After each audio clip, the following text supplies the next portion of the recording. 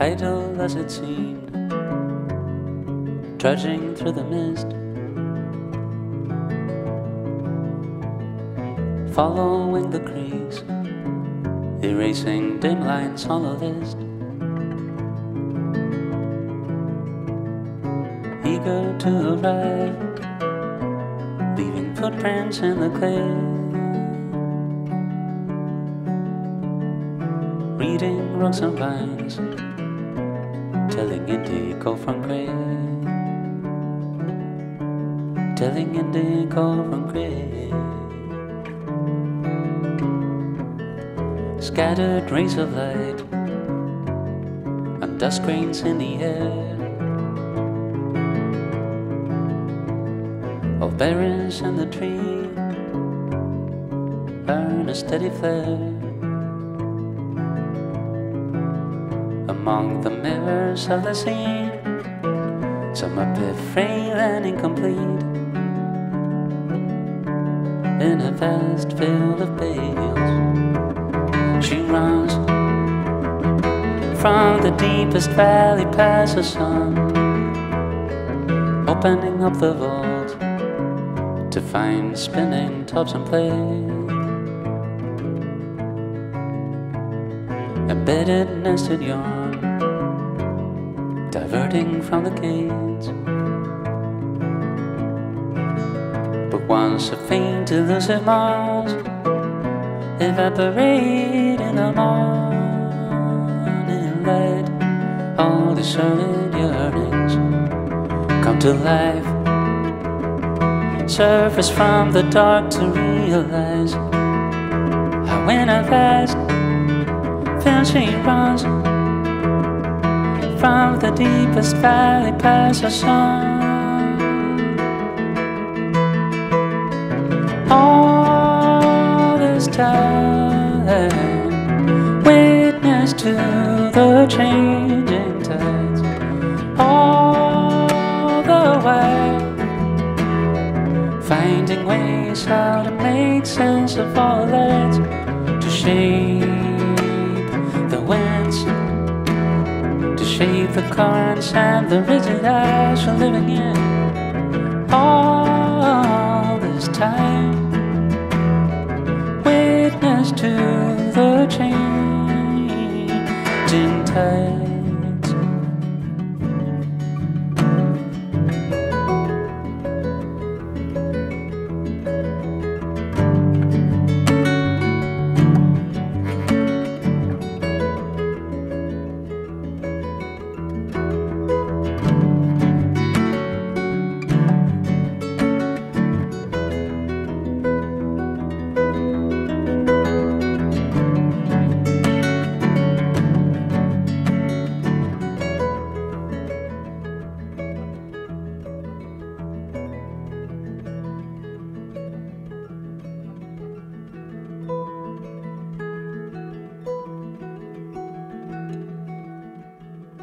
Idle as a wave,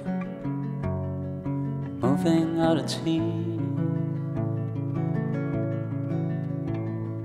cruising without sound, molding what's to be, serene between the trails, serene with the time and ink of a coast.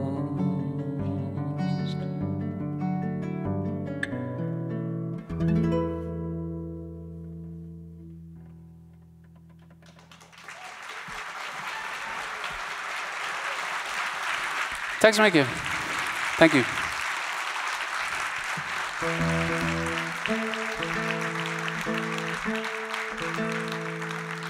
Kör vi svenska eller engelska förresten? Finska. Minne rakastan sinua. Hemmehäkki.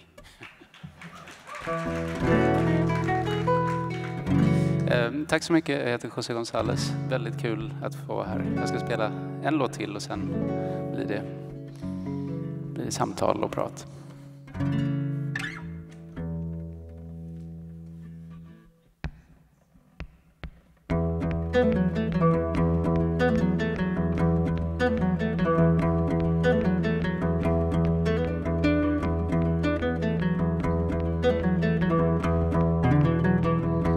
Decir que sí, digo que no. Digo que sí, decir que no. No hay nada entre medio, un desierto, un muro.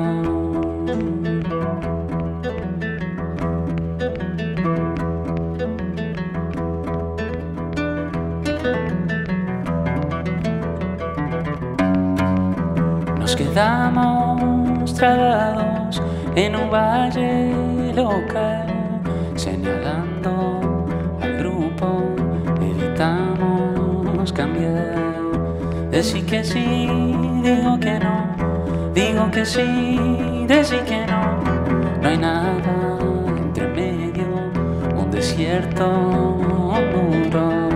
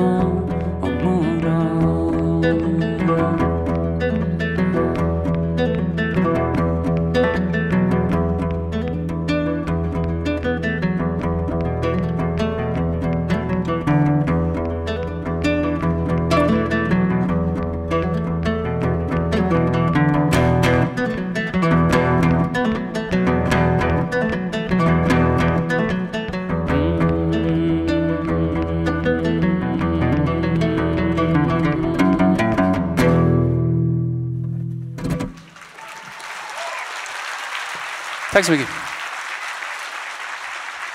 Now please welcome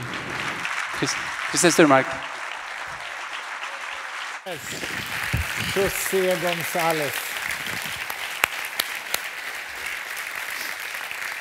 Alltså vilken artist. Otrolig gitarrist och sångare. Just hemma i Sverige nu från en USA-turné där han har turnerat med bland annat Rufus Wainwright. Snart iväg igen på en Europaturné, men här ikväll. Och ni kommer att få höra mycket mer av honom under kvällen. Välkomna till kvällens Pi-Symposium som vi alltså arrangerar tillsammans med Kungliga Vetenskapsakademin. Jag heter Christer Sturmark, jag är vd för Fri Tanke, vetenskapsförlaget Fri Tanke. Och vi är precis som Martina sa, min kollega, vi är så otroligt glada över att vara igång med vår eventverksamhet igen. Det har gått 2 år nästan sedan vi hade vårt sista stora event och nu, det här är vårt första stora event sedan dess. Det är otroligt roligt. Vi har saknat vår publik, vi har saknat er under den här tiden eftersom event av den här sorten är en del av vår själ och kärnverksamhet. Så vi är hemskt glada för att ni kommer. Tack för det. I will switch to English now, obviously, because the conversation language this evening will be in English. When I was a teenager, I read Bertrand Russell's History of Western Philosophy. I think I was 16 or 17. And I was completely mesmerized by this book. This was a world of ideas that I really wanted to be a part of. But since Russell's long popular classic that actually was published in 1945, there has been no comprehensive and entertaining single-volume history of this great intellectual journey until now. And this is the book I'm talking about. The History of Philosophy, written by Professor Anthony Grayling, also published in Sweden, in Swedish. It takes the reader from the worldviews and moralities from before the age of the Buddha, Confucius, and Socrates through Christianity's domination of the European mind to the Renaissance, to the Enlightenment, and of course on to all the philosophers that we are quite well aware of, Mill, Nietzsche, Sartre, up to philosophy today. But it also introduces the great philosophical traditions of India, China, the Persian Arabic world, That was not in Bertrand Russell's Western philosophy. This is a book about global history of philosophy. And so Professor Grayling introduces all these other traditions as well and gives a comparative survey of them.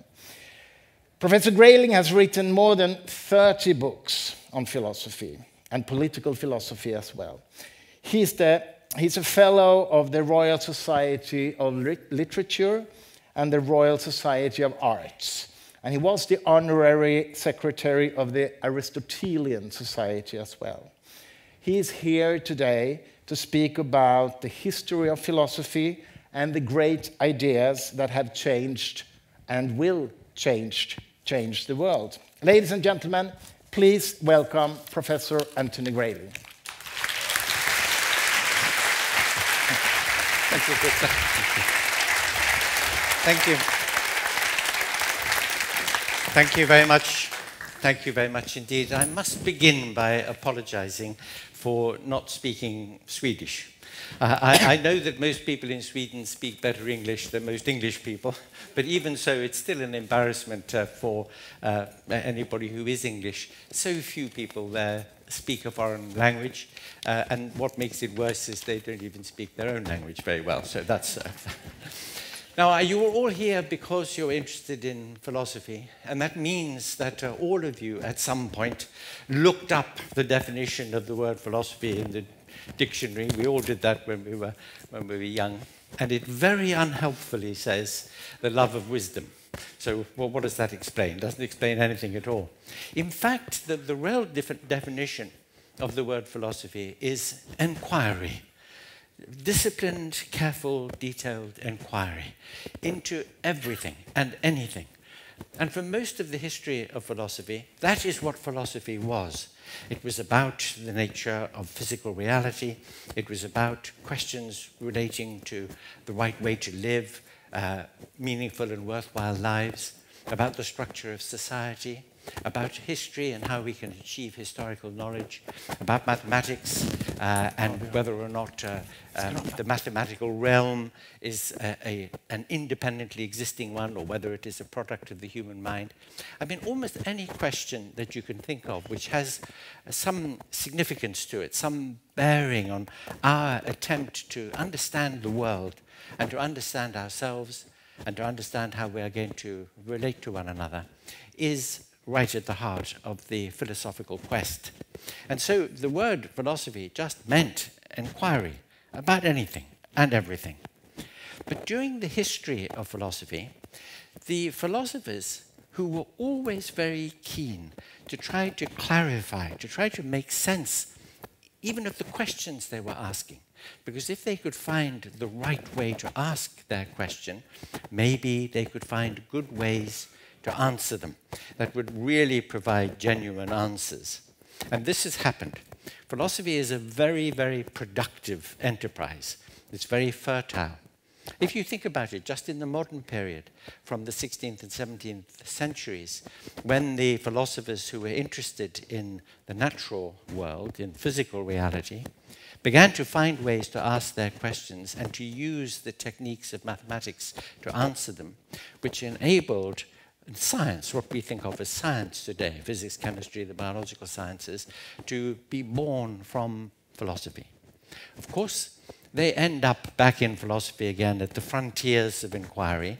When, I mean, you think about contemporary physics. I know you were all reading quantum theory in bed last night, so you will remember now it's a big problem how we understand very strange seeming phenomena like entanglement and superposition and the collapse of the wave function and so on. And as a result, philosophers, physicists working at the frontiers of their subject have to speculate, have to seek the right questions to ask and have to think of ways of answering them. And the same is true of our study of the past, because of course historians do a tremendously important job for us in providing us with ways of thinking about the evolution of the present day, giving us insights into understanding what happened in the past. They disagree with one another over questions of methodology and interpretation. But even there, the question of how you do this, of what good historical inquiry is so that we have a chance of reaching the truth, is itself a philosophical task. So even... Yeah. Okay. Is it scraping on my... You notice, by the way, that I did get rid of my beard. You see it in the picture there. That was my hipster phase. So this would have been even worse if I'd still had the beard. So my apologies. I hope you heard some of that.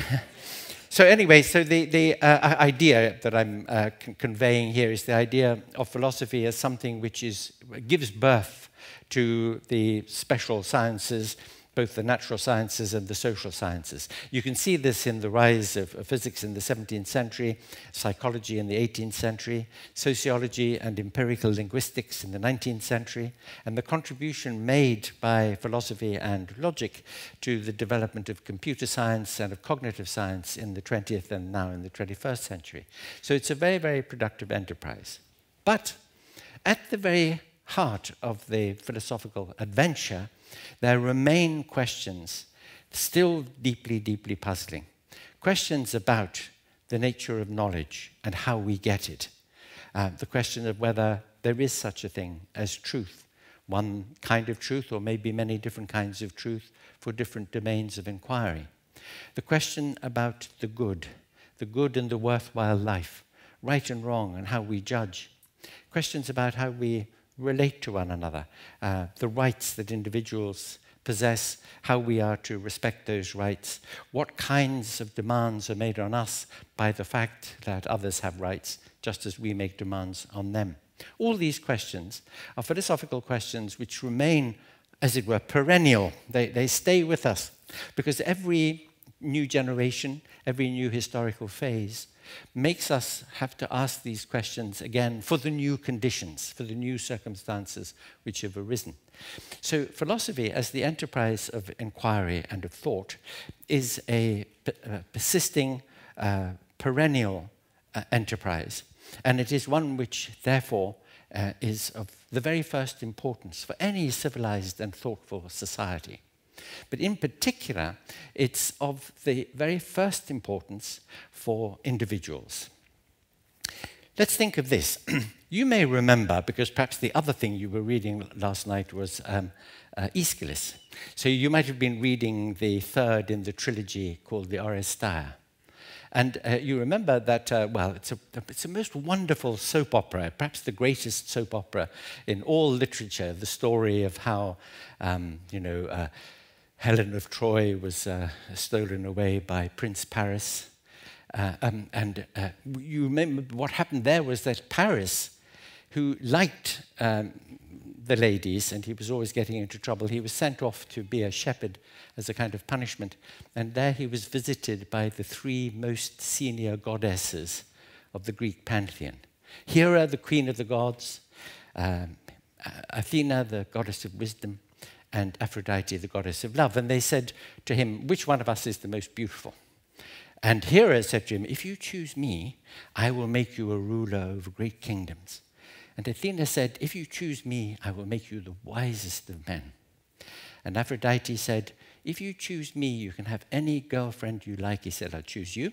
So she gave him the magic girdle. And that's why when he went to Sparta and saw the wife of Menelaus, Helen, most beautiful Helen, he used the magic and took her away. Now, Menelaus had won Helen in a competition among all the kings of the Greek states. And all the kings had agreed before the competition that whoever won the hand of Helen in marriage would help the husband if anything went wrong, if something happened to Helen. And so they were all honor-bound to help Menelaus get Helen back. And Menelaus went to see his big brother Agamemnon, king of all the kings, and he said, oh, that chap has stolen my wife, so you've all promised to help me. So they got a great fleet. You may remember, 1,000 ships.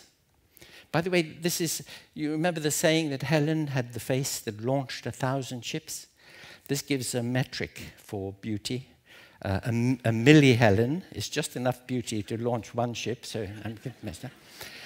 But this great fleet of 1,000 ships couldn't set sail because the wind was against it. Day after day, week after week, it was a problem because the food was running out, the soldiers were becoming restive. It turned out that Agamemnon had killed a stag that was sacred to Diana, Artemis, really, the Greek version of Diana. Artemis, the goddess of the hunt. She was angry and she demanded a sacrifice. She demanded from Agamemnon that he sacrifice his daughter, Iphigenia, so he did. And the wind changed, they went to Troy, 10 years, war, etc., etc. And then they all went back again except for poor old Odysseus. Now when Agamemnon got home, his wife, Clytemnestra, well, she was a bit cross with him. He had sacrificed their daughter. It's not too good. He'd been away for 10 years. That's a long time. She had taken a boyfriend, Aegisthus, who wanted to be king. So Aegisthus and Clytemnestra conspired and they murdered Agamemnon. And now the trouble began. But it was a very interesting trouble for the history of the world in the following way. That Agamemnon and Clytemnestra also had a son, Orestes. And in the old world, in the old time, the very idea of virtue, now think about that word, virtue. The first syllable, ver, is the Latin ver, meaning man. Man in the masculine sense, not in the sense of humanity. In fact, the word ver has a deeper root. In Sanskrit, for example, it means hero, warrior. So the original idea of virtue is the idea of the warrior virtues. Courage, strength, fortitude, a preparedness to kill and to die to protect your city or your tribe. And it had at its heart the idea of justice consisting in revenge. That if a wrong were done to you, you had to get a rebalancing of justice by taking revenge. So it was the duty of Orestes to avenge the murder of his father. And since his mother had murdered his father, he had to kill his mother. So he did. And now he was in big trouble because, as you know, there were the chthonic deities, the Furies, the Erinyes, they were called in Greek, whose duty it was to torment and persecute and punish anybody who committed such a terrible crime as killing a parent. And so they set to work on Orestes. They pursued him all over the Greek world. They were going to drive him mad and then destroy him. He got to Delphi, where the oracle is, and the god Apollo. And he said to Apollo, oh, I'm in big trouble. Look, you know, my mother, my father, etc., etc. So Apollo said to him, oh, well, look, I'll tell you what, I'll put the Erinyes to sleep temporarily so you can get to Athens, where my sister Athene is the goddess. She's smart. She'll work out something for you.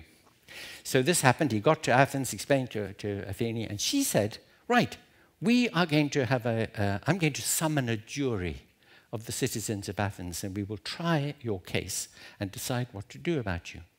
So they did this. They had a court case with the jury. And Orestes had Apollo as his defense attorney. That's lucky, you know, if a god as your defense attorney. And Apollo gave this argument to the jury. He said, Orestes is not guilty of killing a parent because a mother is not a parent, she is just a receptacle. Half the jury accepted this argument, and Athene used her casting vote to set Orestes free. And just as she did so, who should turn up in Athens but the Furies? And when they saw what had happened, they were furious. They said to Athene, and this is the moment that Aeschylus, in the third of these plays, captures a moment of great change in history. These Erinyes, these Furies, they say to Athene, you young gods. Notice that, the young gods, the new gods of the world. You young gods have usurped our role. You've taken over from us. We had the duty to restore justice by avenging a terrible crime committed by Orestes. But what have you done? You've got a bunch of people together, talk, and you've let him off. And Athene said, yes, because we live in a new world now, where we must try to work things out in society. We must try to find compromises, find a new way of understanding things, find a new way of restoring justice. And this moment in that play by Aeschylus, it's almost like a kind of photograph in a way of a moment of change from the old idea of the warrior virtues to the new idea of the civic virtues, of morality, of ethics. Remember that the word ethics comes from the ancient Greek word ethos, which means character. And this is the really important moment where questions about what sort of person should I be? What should my character be? What sort of society should we be? What is the character or ethos of our society? What is good? What is worthwhile? You see, before it had been just assumed that it was good if you were a man, and B, brave, and C, good at killing other people. That was virtue, the warrior virtues. Of course, the warrior virtues remained important, and even today we need courage, we need people who are prepared to sacrifice themselves for their societies. Yes, that's true. But the new world, the world of thinking about questions of value, questions of relationship, questions of what we are and where we are in the world, that arose at this extraordinary moment in history in about the 6th, 5th centuries BCE. Because it is very remarkable, if you notice two things. First, that Socrates, who is the person who went around Athens asking his fellow Athenians what they thought about the good life, what they meant when they talked about courage or generosity or kindness or truth. And he was never satisfied with the answer. An important point I'll come back to in a moment. But he was carrying out this new task that Aeschylus had identified, the task of thinking about the good life and the good society in a complicated world. Now, Socrates was a near contemporary of the Buddha and Confucius. These three great figures, Socrates, Buddha, Confucius, all lived at roughly the same time. We don't quite know the dates of Buddha's life. He either died or was born about 10 years before the birth of Socrates. And Confucius, about the same, died about 10 years before Socrates' birth. So they were near contemporaries. And all three of them were thinking about these questions of value. So it was a great moment for the human mind in all these civilizations, Western, Indian, and Chinese. But what's the second thing which is fascinating about these three figures is that none of them was a religious figure. None of them was a preacher. None of them claimed to have a revelation from the gods or to tell us how to live so that we can get into heaven afterwards. They were philosophers, and they were thinking about life here, now, in the world, between birth and death, about the good life and the good society. And Socrates, of course, we know actually rather little about Socrates himself, because Plato used Socrates as a sort of mouthpiece for his own philosophical ideas. But one thing we do know about Socrates is his method, the way that he would ask questions and challenge people and test their answers, usually ending in a very inconclusive way, but still, even if it's inconclusive, still learning a lot on the way. You may remember what the French poet Paul Valéry said. He said, "A difficulty is a light, but an insurmountable difficulty, one that you cannot solve, that is the sun, because when you try to solve it, you still learn a huge amount." So Socrates' procedure was to help people to understand even the limits of their, or the extent perhaps, of their ignorance, but a better understanding of the concepts that they were using. There's a marvelous example of this in one of Plato's dialogues, the Meno, where this rich, handsome young man, Meno, comes to Athens on business. Now, in those days, classical Athens, there was not very much football or television in the evening, so people used to get together under an olive tree and discuss great questions. And Meno wanted to ask Socrates, is virtue teachable? Can the upstanding citizens of Athens and Thebes and Corinth, can they teach their offspring, their children, how to be upright and how to live a good life? And Socrates said, I don't know. And Meno was very surprised. What? Well, why don't you know?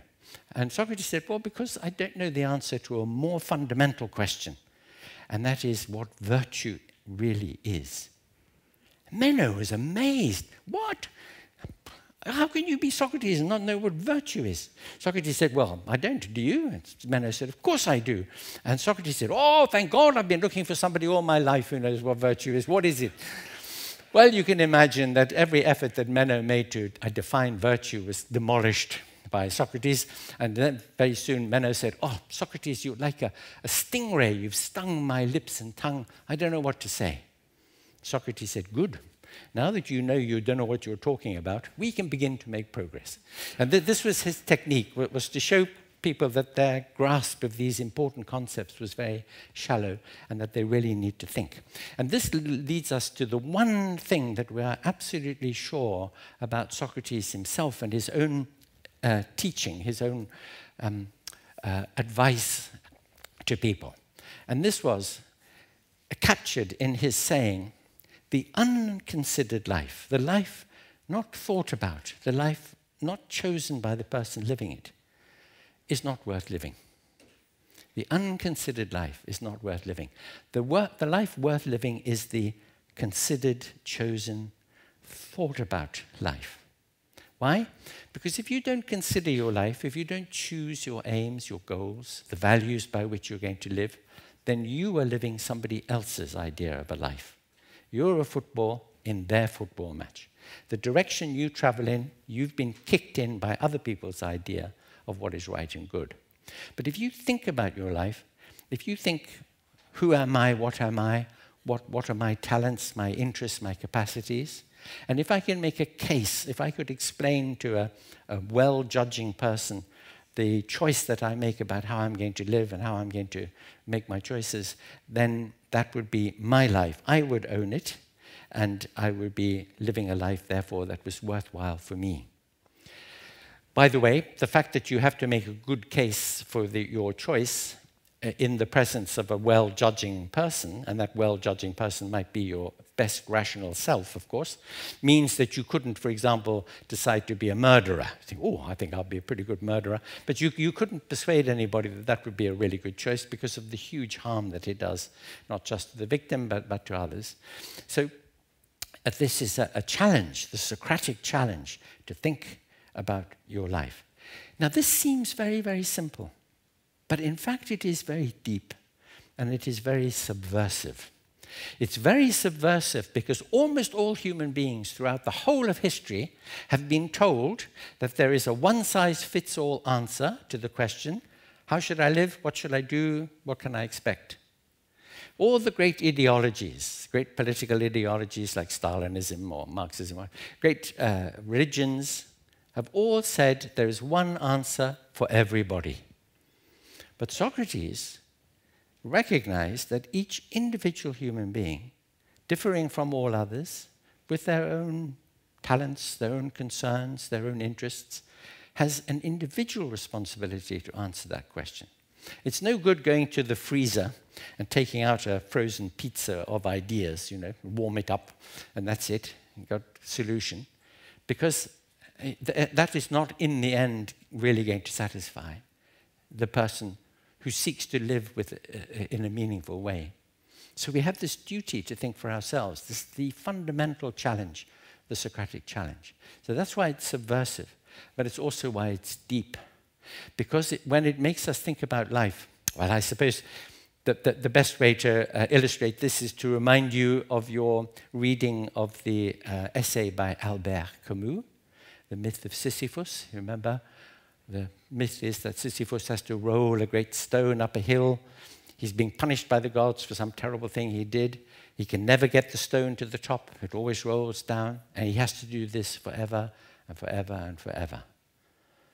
And Camus asks the question, can Sisyphus's life, existence, can it be meaningful to him, given this absurd condition that he is in?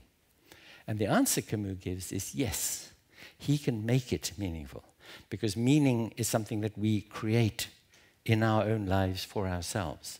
This is exactly the Socratic move that we are responsible for and capable of creating meaning for ourselves in our lives.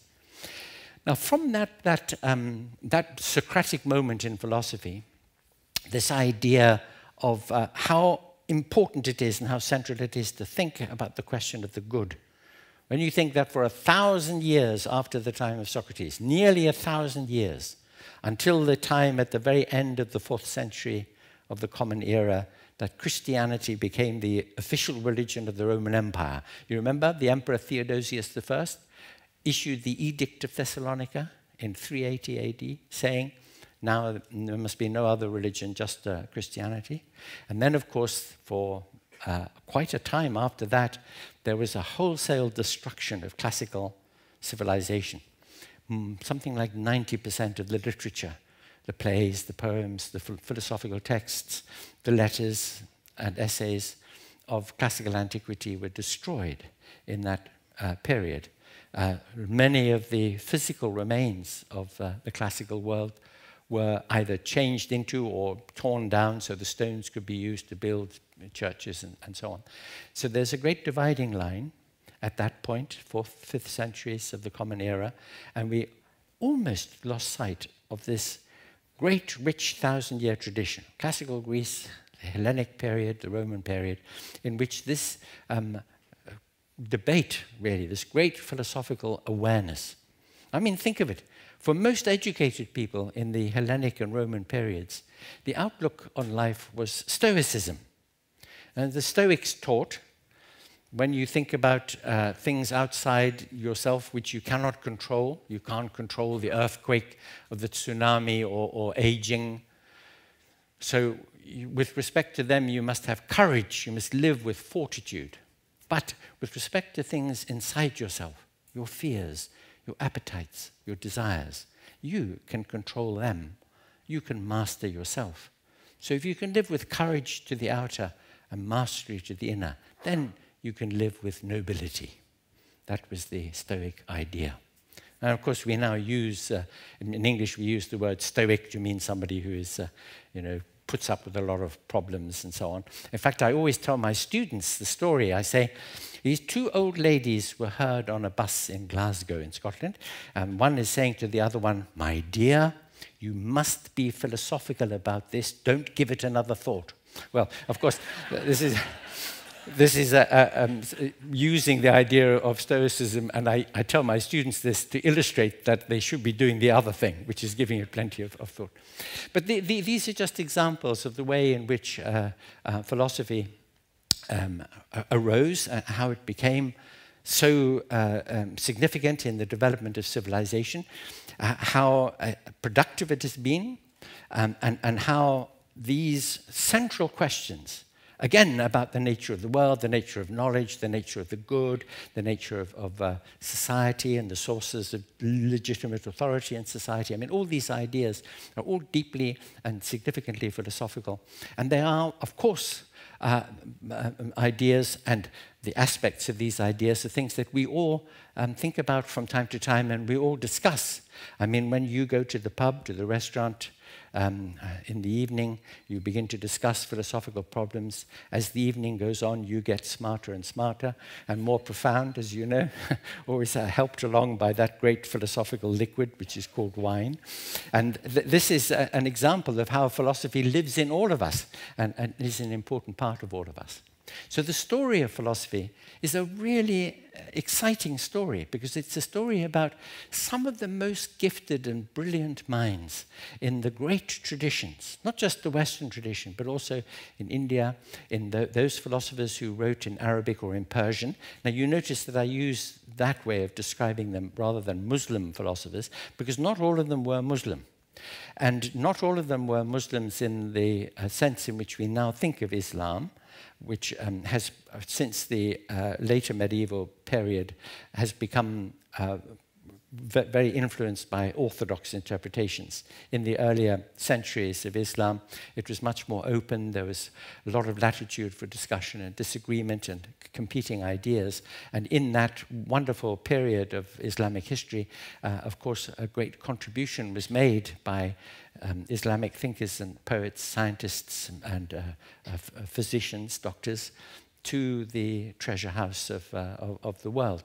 And most important from the point of view of Western philosophy was that they preserved some of the philosophical texts and ideas which had almost been lost to view when Christianity became so dominant, especially in the first 1,000 years of its hegemony, that philosophy was almost lost. So it is a great story, it's a tremendous adventure, and the people who have contributed to it, there have been many, very, very many. One has to be selective. You can't write about absolutely everybody. Some years ago, I was the chief editor of a 4-volume history of British philosophy, just British philosophy, and that filled 4 volumes, 4 big fat volumes like that, of essays on the literally hundreds of people who had contributed something to the philosophical conversation. But they are like the hills, the great philosophers like Plato and Aristotle, Descartes, Kant, Leibniz, Spinoza, John Stuart Mill, Hegel, Heidegger, they are like mountain peaks.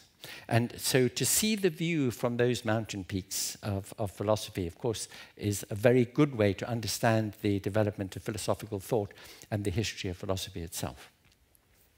Well, I'll end on the following little anecdote, which is that those of you who have been in London may have taken a black cab, and you know that the drivers of black cabs are great philosophers, all of them, and so they like to have discussions with their passengers. And they always ask me, what do I do? So I say, well, originally I used to worry about this because I say, I am a philosopher.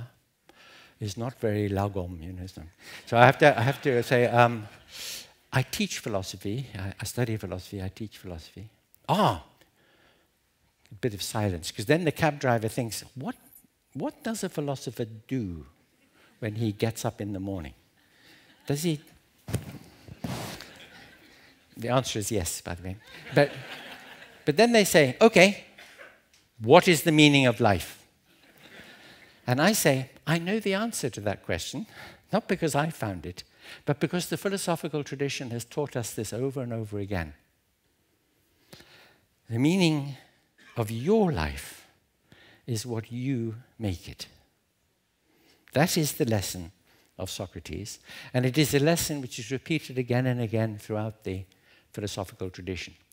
Even, in a way, all those philosophers who devoted their attention to questions of metaphysics, epistemology.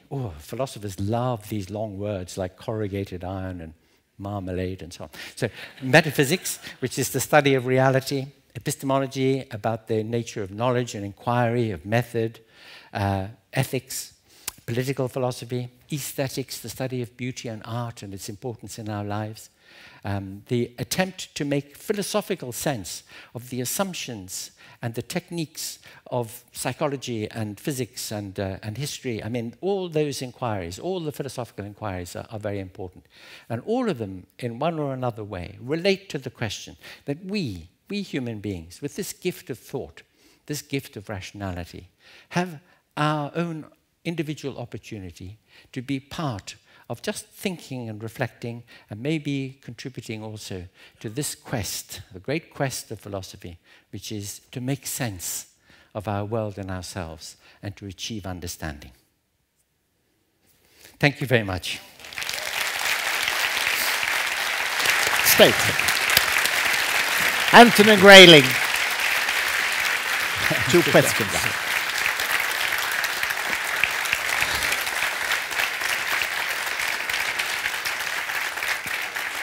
Anthony, we're going to have a lot of discussion, and I have a lot of questions for you for the next part of tonight. But I have 2 questions for you right now. The first is, what would you consider the most fundamental question in philosophy of all history of philosophy? What's the most fundamental question? Well, you have to see the most fundamental question as a little nest of questions, because they are so connected to one another that you can't separate them. The minute that you ask one, you have to ask certain others. But I suppose the most fundamental question is, what is the good? What is the ultimate value? But the minute that you ask that, you begin to think, well, how would I know that? What would constitute being able to find that out and to recognize the right answers about that? And also, I need to know something about the world we're in, the condition, human nature and the human condition and the world that we occupy in order to help me identify what would be the good and the best in that world. So, the most fundamental question, how should I live? You know, what sort of person should I be? Those questions, the Socratic questions, are all of them tightly nested with the deepest questions in metaphysics and epistemology. Okay. Okay, my other question is, as you know, in mathematics there has been problems that, for example, Fermat's theorem that mathematicians tried to prove for hundreds of years, and then finally it was proven by a colleague of yours, Andrew Wiles. Yes, Andrew Wiles, yeah. And it was finally proven once and for all. Has there been philosophical questions in the history of philosophy that at some point actually was solved? Everybody agrees that now this is solved. Great philosophical answer coming up. Yes and no. Okay. Because if I say to you, is there a glass of water on this table, then there is a clear answer to that question. And if you answered no, then I know you've been up to something today that you shouldn't. Okay, so there's a clear-cut example. But there are so many challenges, so many problems, so many demands to try to formulate a way of thinking where there is no yes, no, right, wrong, definite answer. There is only instead, but not only, but there is instead the task of formulating the best, the most persuasive, the most informative answer. So I sometimes say to my students, I say, look, a mathematical proof or a logical deduction is coercive. It forces you to accept the conclusion if the argument is valid and the premises are sound. You are forced to accept the conclusion, because if you don't, you are contradicting yourself or you're being irrational. But in most things in life, in politics, in ethics, in our ordinary lives, in relationships, there are no coercive answers. There are more and less persuasive, more and less inclining answers. And so the task, and therefore it's a much harder task in a way, of formulating a way of thinking, a way of seeing things, which has real support, there's evidence you can bring to it, there's good thinking, good, clear, clean thinking, but also it has this power to persuade until something even more convincing comes along. This is characteristic of scientific thinking. So I mean, our colleague Ulf would put us right here, but it's of the very essence of science that it regards its work as defeasible. If new evidence comes, or stronger arguments, or better experimental design, whatever it might be, we must be open to changing our minds. And this itself, the fact that we are always rational, always thinking, always open to the persuasions of evidence and argument, must be as important in philosophy as it is in science or anywhere else. Okay, thank you so much. Thank you, Professor Anthony Grayling. Thank you. Thank you.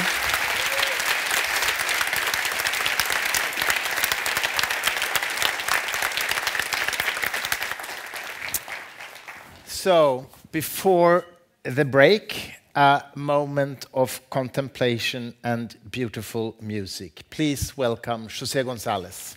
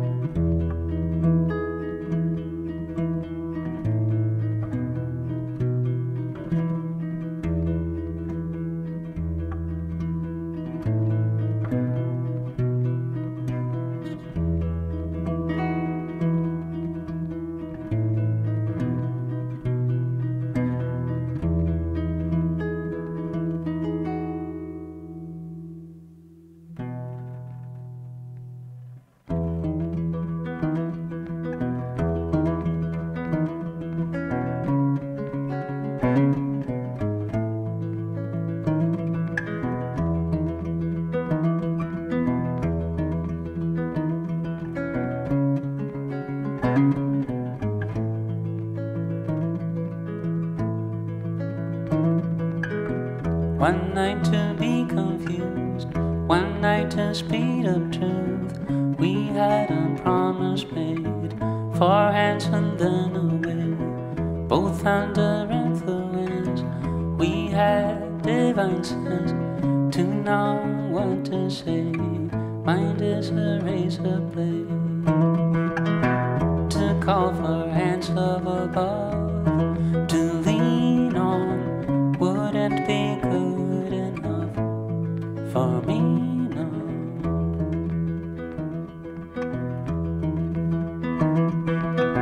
One night of magic rush, the start a simple touch. One night to push and scream, and then relief. 10 days of perfect tunes, the colors red and blue. We had a promise made, we were in love. To call for hands of above, to lean on wouldn't be good enough for me, no. To call for hands of above, to lean on wouldn't be good enough. And you knew the hand of the devil, and you kittens awake with wolves' teeth, sharing different heartbeats in one night.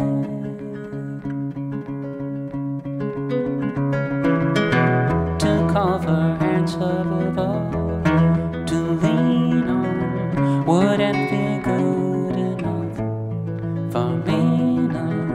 To call for hands above, to lean on wouldn't be good enough.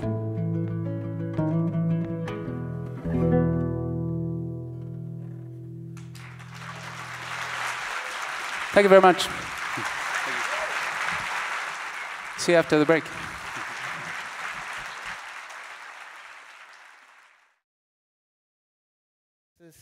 Professor of Philosophy, Åsa Wikforss.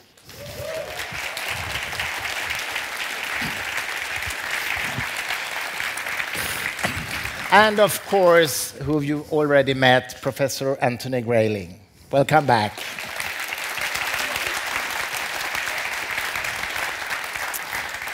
And also, we have the member of the Royal Swedish Academy of Sciences, Professor of Theoretical Physics, Ulf Danielsson.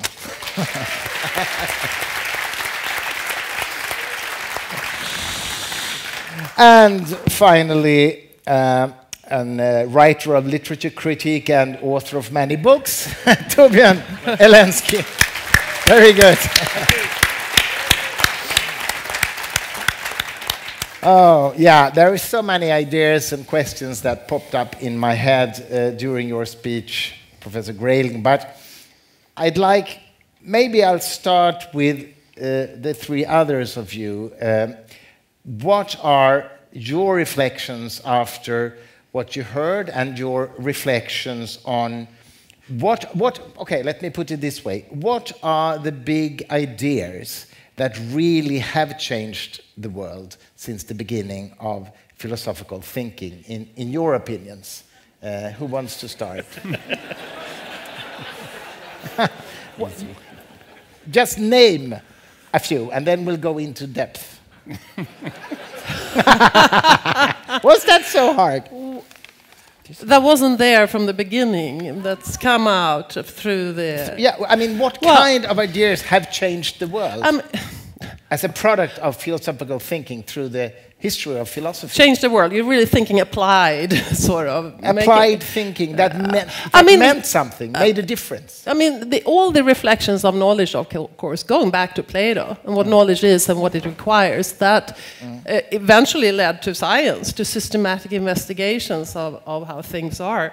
And to develop scientific methodology, and that was very much part of the philosophical project pursued from the beginning, because of course from the beginning there was the skeptical challenge, which in a way was pushing us to do better. So, well, we know this and that. Well, how do you know that? Well, because of Well, how do you know that? And so on. Epistemology, you mean? Epistemology, yeah, which of course started with Plato, or earlier even, but he was the one that really gave us the definition of knowledge. And that's been, developed through the centuries in, of course, conjunction with science, doing experimental science. So, but I think that clearly, that we as human beings, limited as we are and so on, can gain so much knowledge now about the origins of the universe. That's how far we got from knowing a little bit about our immediate environments. And that's in conjunction with science, but also thinking about epistemology and how we can do better when it comes to having well-grounded beliefs. That, I think, is a very important theme in philosophy from the beginning. But Anthony, I know we've talked about this before, that your first sort of crash with philosophy was the skeptical question. How can I know anything for sure? Right? Yeah. How did you get yourself out of that depth, so to speak? Because how can you know anything for sure? Well, the skeptical challenges define the task of epistemology. So in order to show how we can have justified beliefs at least, or in the ideal that we can have knowledge would be grasp of the truth of how things are, objectively speaking, you have to be able to show that the skeptical challenges can be refuted or circumvented in some way.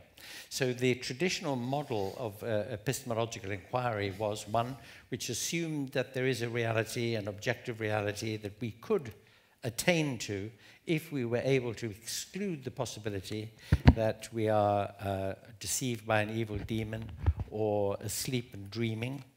But often, there might actually be somebody who's asleep in the audience at the moment and dreaming or having a nightmare that they're in a meeting like this. And if they were, then they would be wrong because they wouldn't have the right connection with the reality. So that's just one example of how you have to try to deal with the skeptical challenge. And that response to it shows you what knowledge is and how best to get it. But I mean, one idea that is trending in social media these days is, of course, the idea of a virtual reality. How do we know that we're not all living in a simulation, a computer simulation? How do we know that? That's just a new version of Descartes' dream. It's not different. It's just using fancy technology for it. But yeah, but I mean, it's a question obviously taken seriously by philosophers like David Chalmers, for example. The philosopher. He's written a book about it recently. But again, I mean, it just means that you go back like 2,000 years in time and then just lose all possibility to think reasonably about the world. So I don't find it very interesting, actually. But that's a different question, Ulf. See, this divides philosophers throughout the history of philosophy. The ones who find skepticism very interesting and the ones that don't. I tend to side with the ones that don't, but I think the challenge should be taken seriously, at least. In the end, I don't want to listen to skeptics because... But actually, you asked the question. I mean, Åsa sort of ended up with the correct answer. I found the first question that you gave rather simple. Okay. And the answer is... Ideas that change the world. Yes. And the most important idea is really the idea of natural philosophy. The fact that you can actually, by combining rational thinking, mathematics, and very importantly, observations and experiments, actually understand the world, that it's possible to understand the world and not only think deep thoughts, but actually also test them and make use of them. And that's really what science, or the physical science is all about. And that's really an idea that had completely changed the world. Yeah, that's obviously true. Torbjörn? I would say that even more fundamental is the art of writing text, the possibility to organize language, to quote,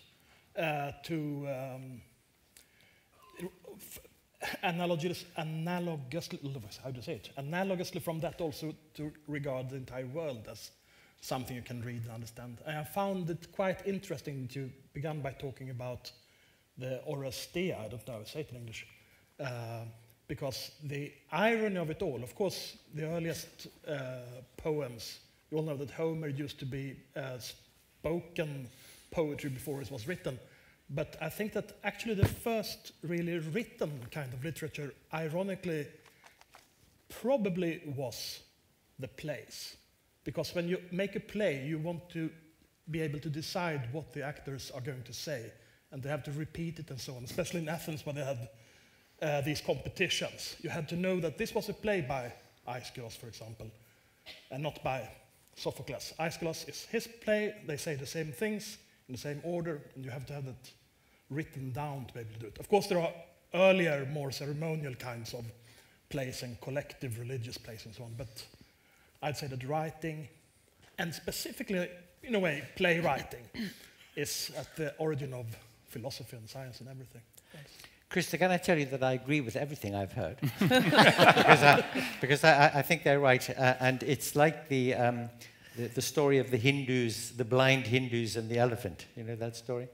There's a group of blind Hindus, and they come and one of them feels an elephant. He says, "Ooh, an elephant is a big thing." Like another one's got its tail. He says, "No, an elephant is a tail." Like this. The other one's got its trunk. He says, "No, an elephant." So we've all got different bits of the elephant here. But so that's why we're all right. But you see, you asked the question. What each of you say the thing that is most fundamental. It's like talking to a baker, a butcher, and a candlestick maker. You say to the butcher, "What's the most important thing?" "Meat," he says, of course. And the baker, "Bread," of course it is. And the candlestick maker says, "Candles." So we you've heard that. Well, and yet we agreed. I mean, we agreed.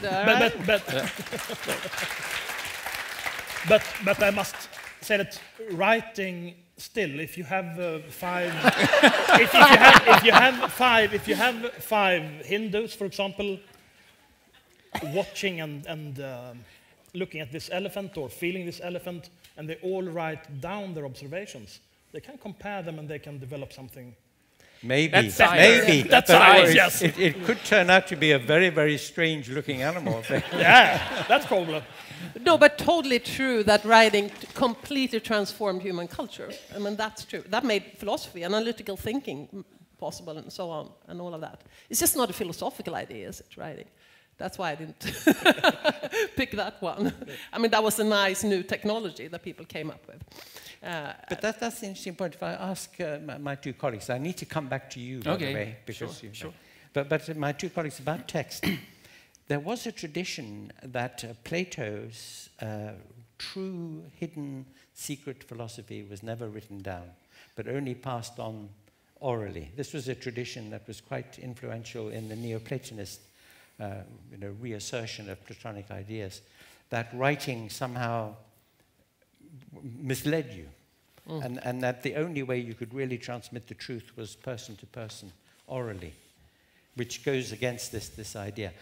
Personally, I agree with you. I think text is the transformative thing for all culture, all aspects of culture.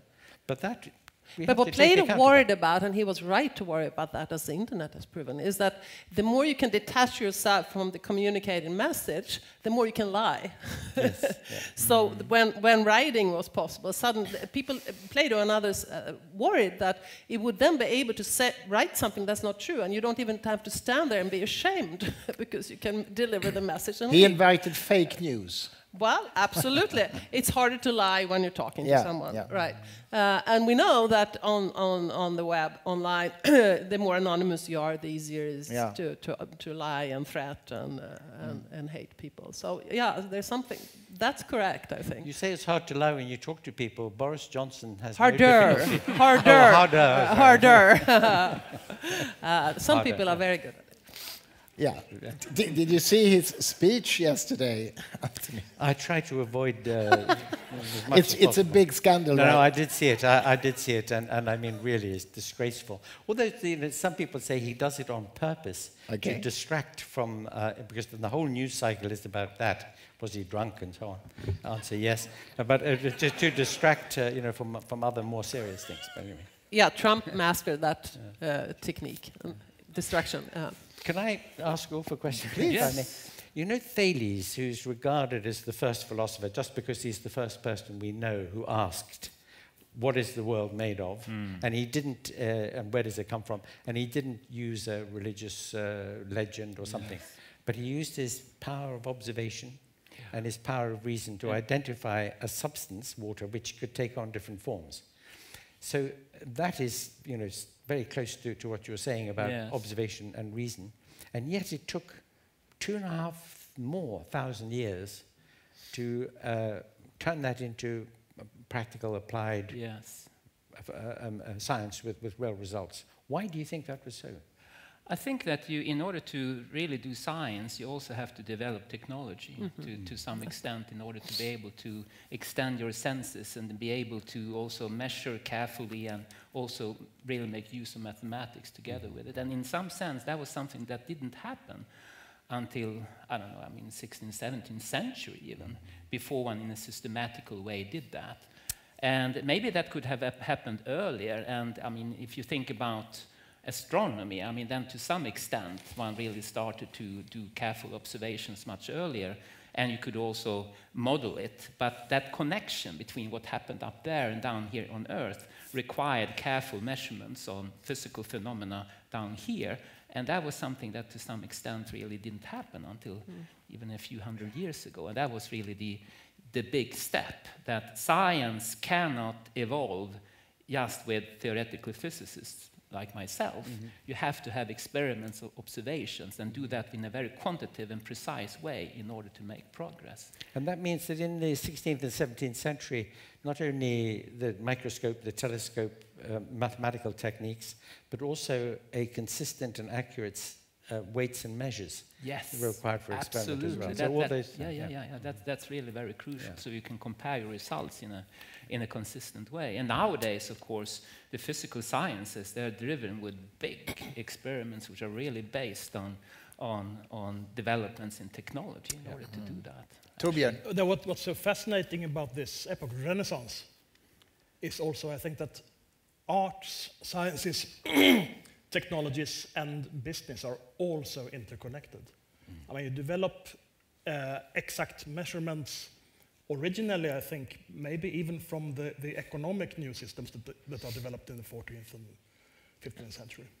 And then when you construct perspective, for example, that is extremely close, I think, to the scientific development, as well as this, when they start being able to make good instruments.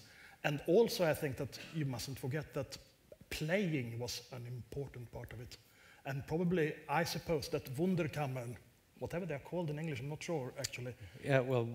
These collections that they made of strange stones and so on, after a certain point in time, it seems, they got so many stones and fossils or little animals and strange things, corals, that they just started making systematic observations of them, I suppose. And it began as a play, as a boosting way of showing off that you were able to travel all the world and so on. But don't you have to give some credit also to ideas like alchemy, for example? Alchemy. Absolutely. It was a proto-science. They tried to make gold, but it was not mystical. They actually thought. That was according to the knowledge of the elements at that time. But that developed chemistry. Absolutely, that was the birth of some of the experimental sciences. That's what I mean. Yeah. Absolutely. But alchemy and also even magic, I think, in these centuries at least. There wasn't any. No, but that's what I mean. This is where Ursa's point becomes very interesting, because the alchemists wanted to keep their secrets to themselves. And Bacon said, you must communicate, you must work together, you must create a House of Solomon so that there can be a communal enterprise here. Because if we keep our secrets, of course the alchemist, I'm not going to tell you if I can change metal into gold. But if everybody can change it into gold, then gold is worth nothing. Worthless, of course. And I want to live forever, but not you, etc. So Bacon said, well, we must work together and pool our ideas and resources. The House of Solomon, the Royal Society in London is one example of the House of Solomon. Scientists coming together. That's absolutely central, because what makes science work is, okay, you're all very smart, you're theoretical physicists and everything, but if you were alone, you wouldn't do so great. It's not just because you need other people to do experiments, it's because you need institutions where you have these mechanisms for review and questioning and debating and arguing. So it also, science grew in step with these institutions becoming more established and more well-functioning, and alchemy secretly is not going to do that. that. Newton, by the way, did alchemy, right? Lots of it. Yeah. So that was something, and why? So that's an interest. He's used as an example sometimes of someone. Here's a genius who has these amazing discoveries in physics and does this horrible chemistry. Why? Well, because chemistry wasn't a developed science at the point. And he made the statement that if I have seen further, it's because I've been standing on the shoulders of giants. Yeah. Because physics was sufficiently developed for a genius to step in and to make a breakthrough, but chemistry wasn't, so he was stuck in trying to make gold. That giant was a colleague of him that was rather short. I see. Well, there wasn't just one, I'm sure, but... So he was just very nasty there. Oh, yeah. Okay, but okay, let me change subject slightly and look a little bit into the future and today. I mean, what are still the big unsolved questions in philosophy today that there is any chance that we might solve and that can change the world? What are the big unsolved questions? Well, that second half of the question sort of just blew away. No, but what are the unsolved questions? We start there. Okay, well, I'll offer one. I think one of the biggest unsolved problems is how we are going to overcome the kind of ethical and political relativism which divides the world, the ideological differences. If you think there are major problems facing the world, of which the climate problem is perhaps the most immediate one that we're conscious of. But also there's the fact that technological development is happening so fast. I mean, it's speeded up. It's almost sort of exponential, the increase in technological capacity and insight. A lot of it is very, very good. But think of this. Brain-chip interfaces to control Parkinson's or epilepsy or depression or traumatic memories. This is a wonderful technology. It's already being developed and already being applied. But you can immediately see that it also has a malign possibility. If you can control mood or control memory or implant memory, then this is very serious. So all the anti-vaxxers who think that they're being injected with the chip, they forget they've got one in their mobile phone already. But if you have it implanted in your brain, this could be a serious problem. So how we no one country can solve this problem, because the arms race in all technologies will happen. So autonomous weapons systems. You know that for more than 2 decades now, hundreds of billions of dollars have been invested in weapons systems, underwater, on the land, in the air, which are controlled only by AI. They've been programmed to do what a weapons system does, find, fix, and finish the enemy target. And they are autonomous. They're not controlled by anybody. There are already such systems in use. We know about drones in Afghanistan and Iraq, but these drones are controlled by pilots in Arizona, in the desert, in Arizona. These weapons are called human in the loop, because they're actually controlling them. Already there are systems like the Phoenix anti-missile defense system on US Navy, British Navy, French Navy. This is a system that's completely automatic. So if an enemy missile is coming to your ship, this system will fire and blow up the missile, right? But if it's an SAS airliner which is off course and somebody is watching the system, they can interrupt it before it interrupts your holiday. Okay, so this is a human on-the-loop system. But these autonomous weapon systems they call them human out of the loop. There's no human being monitoring the operation of these systems. They're completely automatic. They exist already, and huge amounts of money have been invested in their development. In fact, you can go on the website, you can read United States Defense Agency research programs, the DARPA thing, and it will tell you all about what they're doing. It's all in the public domain. They created internet back in the 69. That's correct. That's correct. Isn't one of the big tragedies of the development we're talking about, also in the 16th century and so on, that when they start making better instruments, they also started making better weapons, being able to aim better. Descartes was working on this before he became an abstract philosopher, isn't that right? Until his 30s and so on. I mean, all the way through the development of science, there have always been this negative, this shadow side, I think. Darwinism, fantastic, but also very negative politically, of course. Yeah.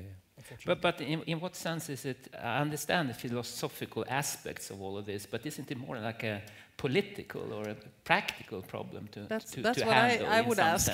Well, Aristotle said that politics and ethics are the same thing, because they're about how we think about the good and flourishing society. So political questions about how we manage the uses that we put these technologies to are deeply ethical questions, and they are about the human good, which is why trying to find some way of overcoming relativism about values and achieving agreement between different outlooks is so important. But do you think there's not a good answer to it? I mean, that's what an unanswered problem is. I think there are perfectly good answers to ethical relativism.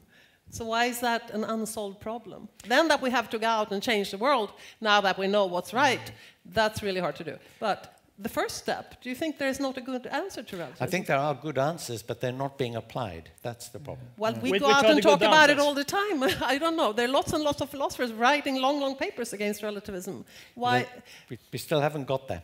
You know, tell me one good answer. An example, a concrete example of a good answer. What, the good answer to relativism? For example, yes? Well, I mean, you know, you could say that there is a way of reducing claims. Okay, so let me give an example. In England, if you want to honor your aging parents, you might buy them a nice little bungalow at the seaside. In Papua New Guinea, if you want to honor your aging parents, you eat them. Okay, because if you eat them, then they continue to exist in you.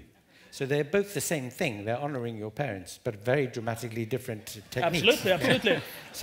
So one way to overcome relativism is to try to get people to see that the goods that they seek may in some fundamental sense be the same, and if they aren't, then there has to be an argument about why one of them is wrong. But they are very fundamental, I think, ideas, for example, about what a human being is and how he, she relates to the community, that are radically different between European ideas, Christian ideas originally, and China, for example, where it is obvious for a Chinese politician or philosopher, whatever, that the individual is less important than the collective.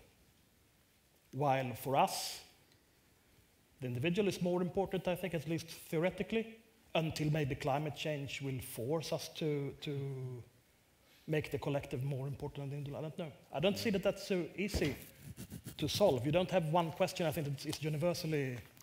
That sounds like a more difficult question where it's not obvious what is right. I mean, whether it's collective or individual and so on. But this case, to me, it's sort of clear that that is not the kind of future that we want. I mean, the thing that you painted there. That's clear. I don't need a philosopher sort of to decide that is a bad future. But on the other hand, it's very difficult to know what to do about it. That might be that's more like a political, more a practical problem. But you say that it's not that easy.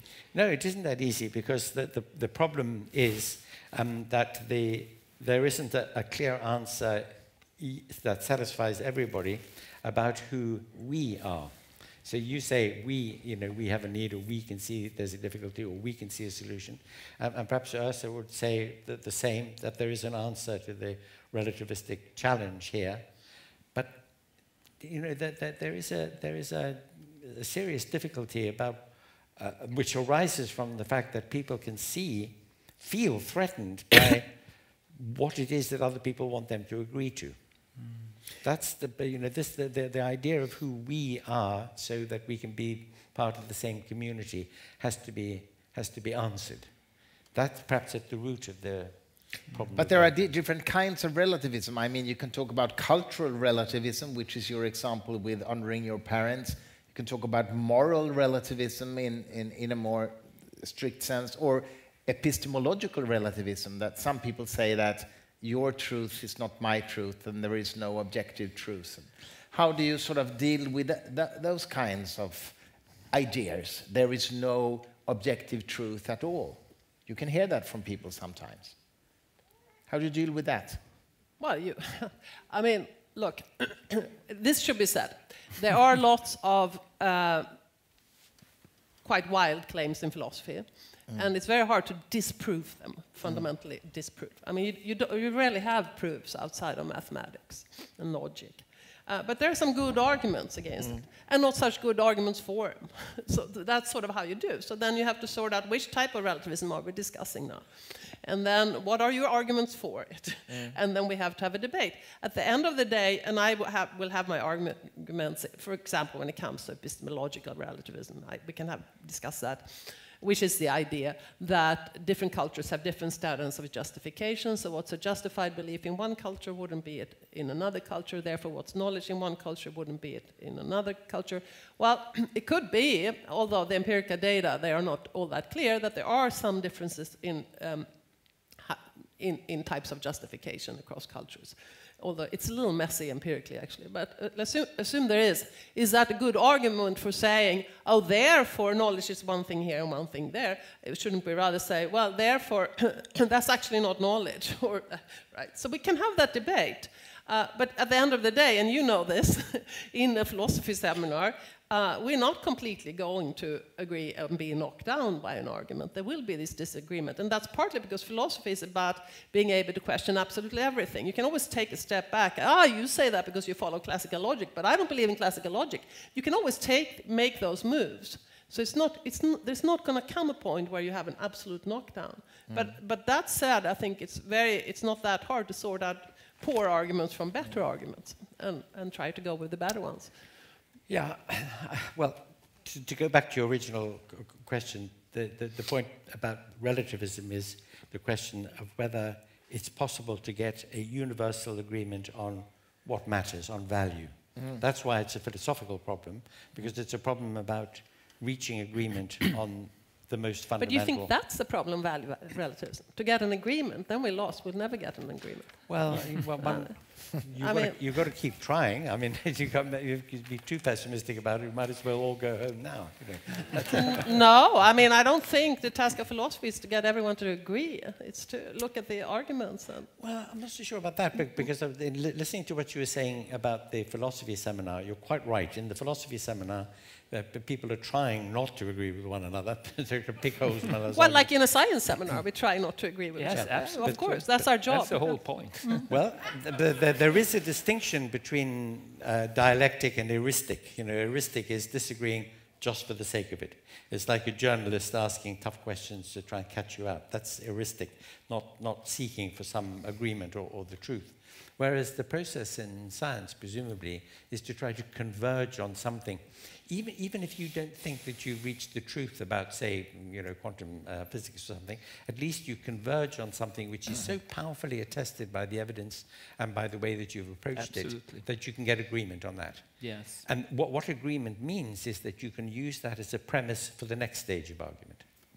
Yeah. Actually, there's something that I thought about in your talk here, because you, at the end, you sort of presented the ultimate, one of the real most difficult questions, to define the ultimate good, something like that.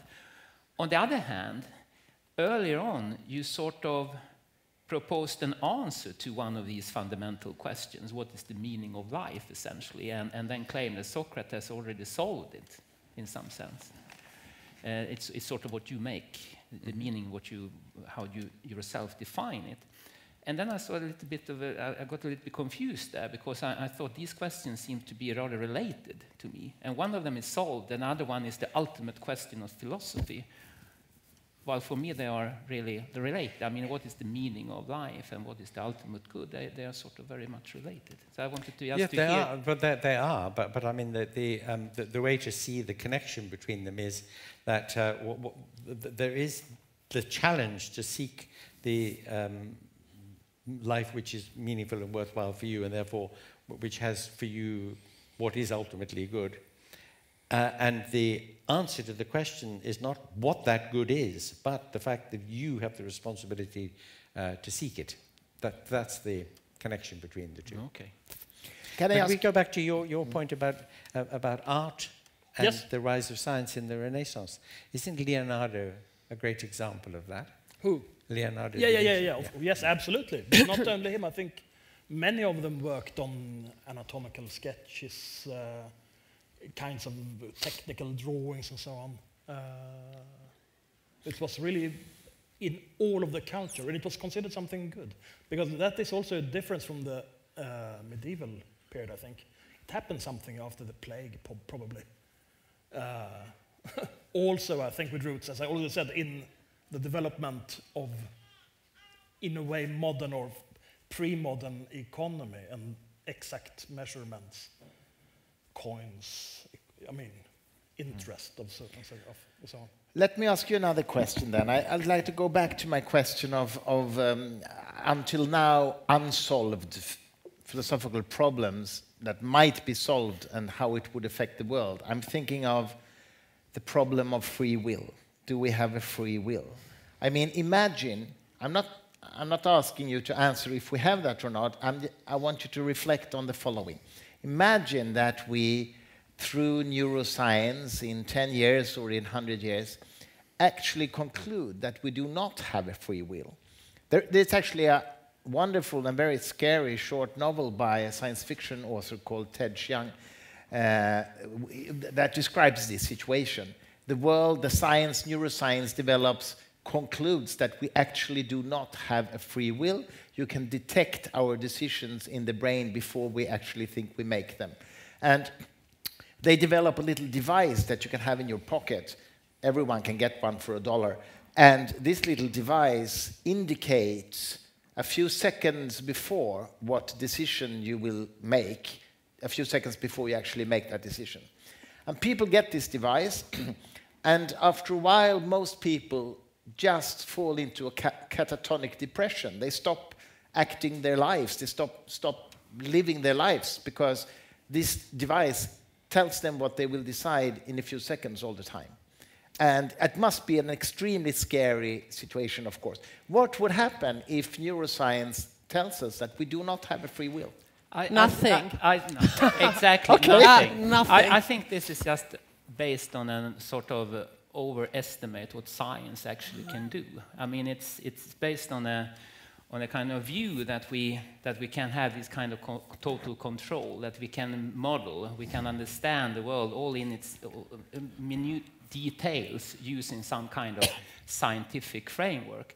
I don't think it's like that at all. The world is really very complicated, difficult to handle, difficult to describe. All our models are only generalizations, simplifications, and even more.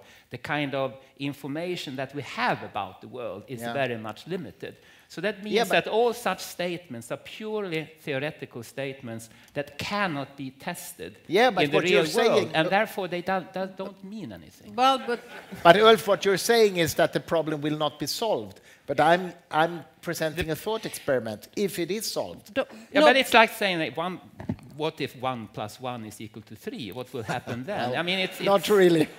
It's meaningless. It's something for science fiction, but not for the real world. I get so tired because I hear these neuroscientists. Me too. You too. But I hear these people say, we've shown there's no free will. And I was like, okay, very nice. Can you tell me what free will is that you have shown not to exist? And they're like, well, you know, it's caused. Yeah, why does that show that it's not free? Well, there's determinism. Yeah, and how could there be free will without determinism? They don't even know philosophy 101 on free will. And so I don't want to listen to anyone who hasn't taken at least a few classes. Isn't it true? I mean, philosophy is actually a research discipline. So if you're going to pronounce on free will, you have to study some philosophy. And these neuroscientists, because they often are, I don't know if any of you are out, but think they can pronounce on this because they know neuroscience. It's very complicated.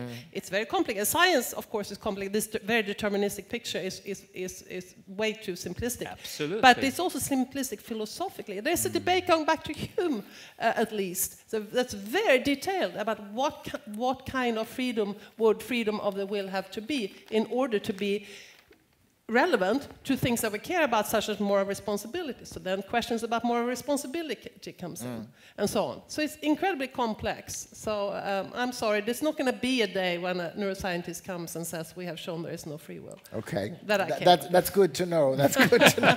What's your take on this, Anthony? What do you think about this? Well, I mean, I'm always tempted also by the kind of response which says it's complicated, so it's okay. You know, that's one way of doing things. But the other way is to say there is something intriguing at the very crudest and simplest, if you put the point, that we really need to predicate all our understanding of the human agency, the moral universe, society, what it is to be human, on the idea that we are genuinely able to make choices. We're genuinely able to decide between alternatives, and we weren't in any way constrained, even sort of though that we are in the webs of society and history and the pressures and demands of other people and so on. Nevertheless, ultimately, somebody in this room could just decide to tear off their clothes and run screaming around the stage, and that would be something they could do. They wouldn't, but let's hope. And on the other hand, we think of ourselves as part of a natural causal realm, where you can give rational explanations in terms of antecedent conditions that have brought about events that happen in the world.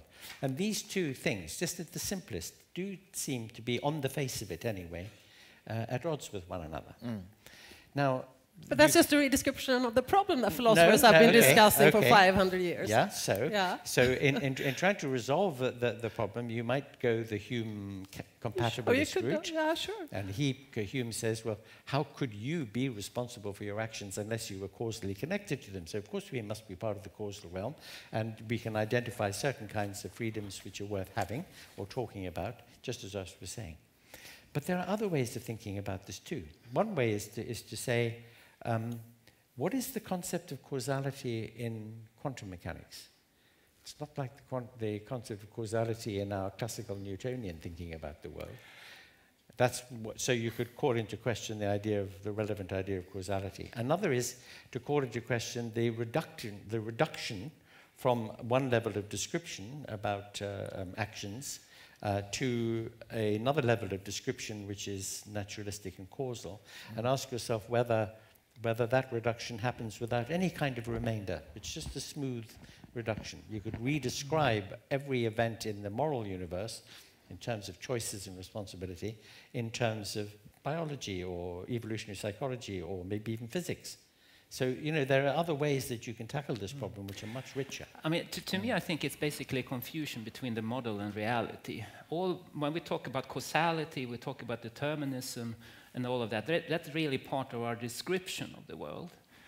But then we try to identify that with the world, and then we get into these kind of troubles.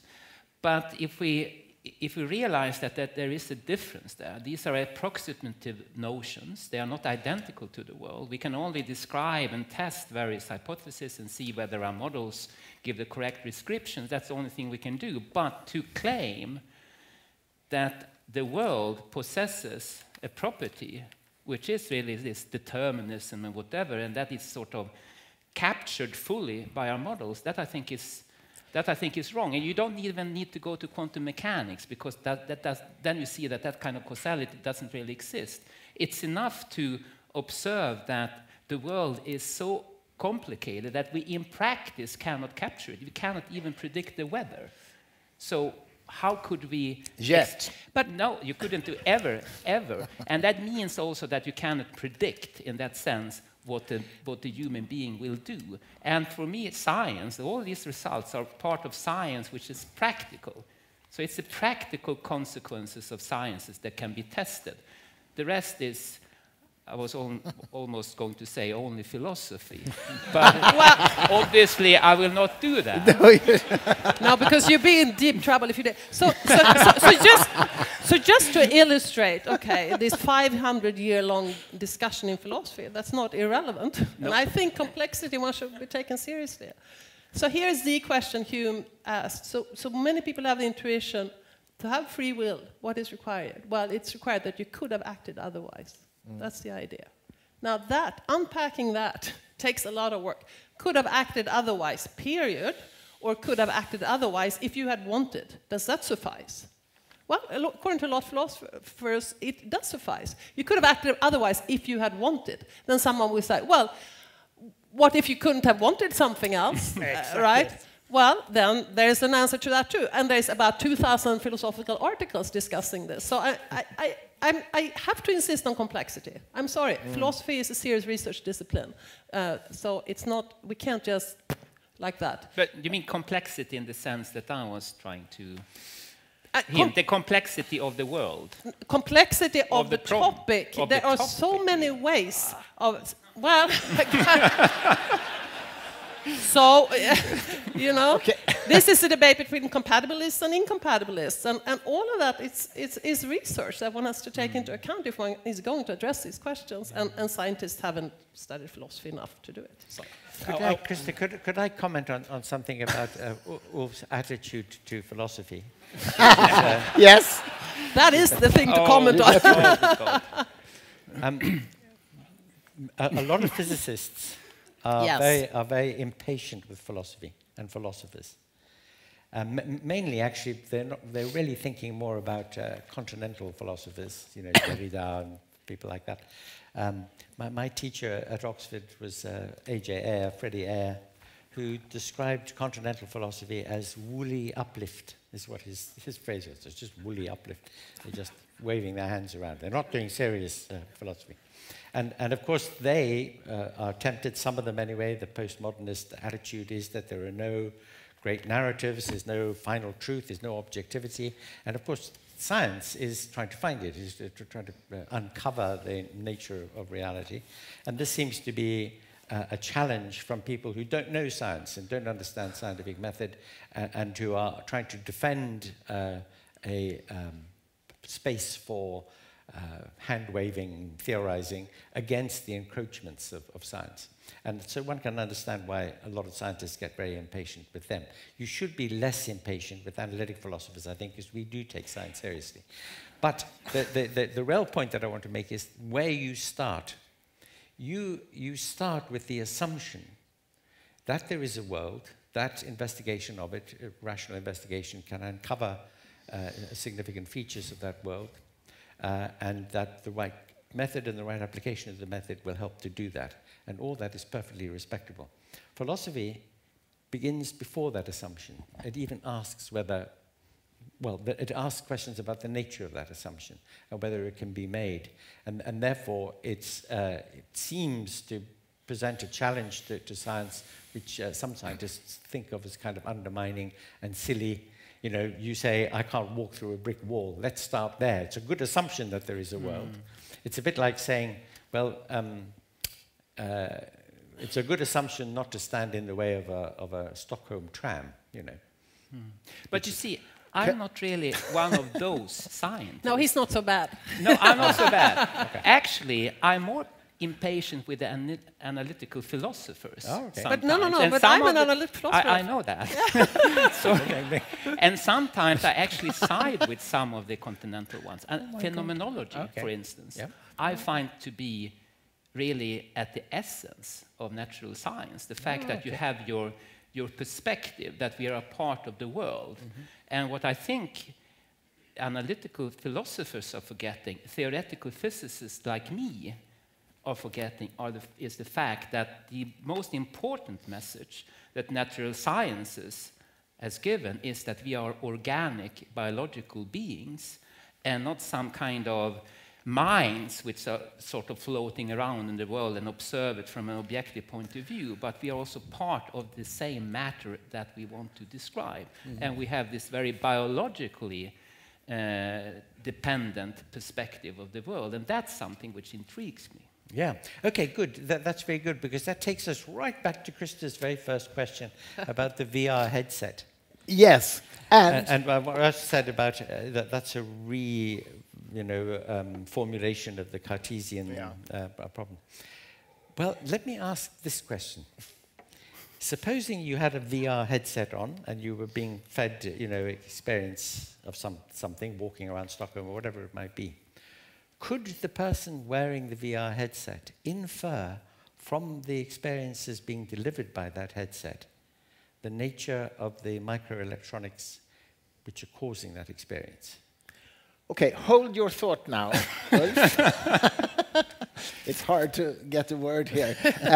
Hold all your thoughts now, because we're going to take a little contemplation pause and hear some music. Please welcome José González.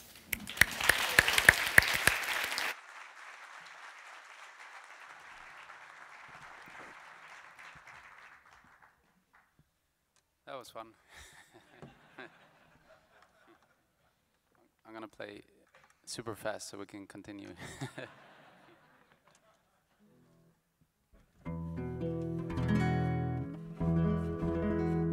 Okay, so I'm going to play two songs with this theme of where we're coming from, where we are, and where we could be headed. One in Spanish and another one in English.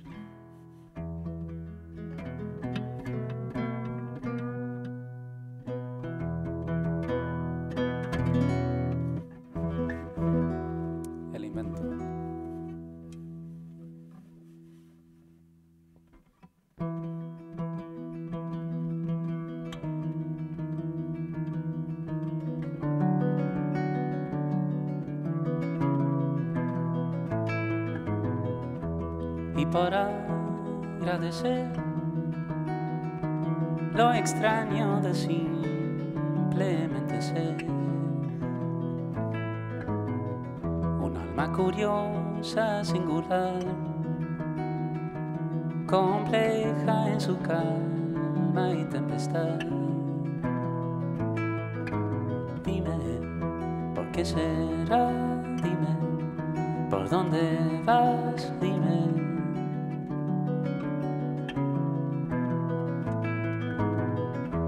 En el amanecer, cuando todo va cambiando de color y vemos aparecer un mundo lleno de belleza y de dolor. Dime, ¿por qué será? Dime, ¿por dónde vas? Dime, ¿de dónde somos? Dime, y dime, ¿por qué será? Dime, ¿en dónde estamos? Dime, ¿por qué? Y por pertenecer a la gente del libro, pretendiendo entender los enigmas del universo.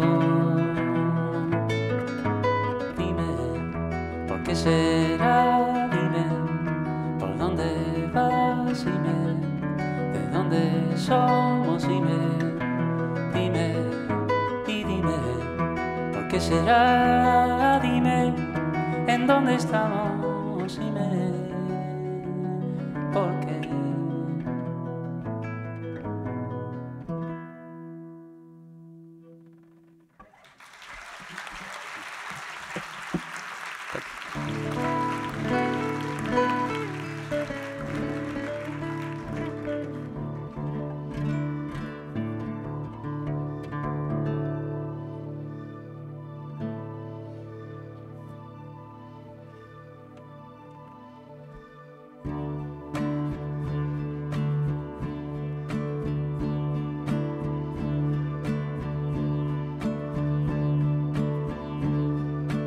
Visions, trying to make sense of the now, trying to make sense of the past, to show us how. Visions, imagining the worlds that could be, shaping a mosaic of fates for all sentient beings. Visions, cycles of growth and decay, cascading chains of events, with no one to praise or blame.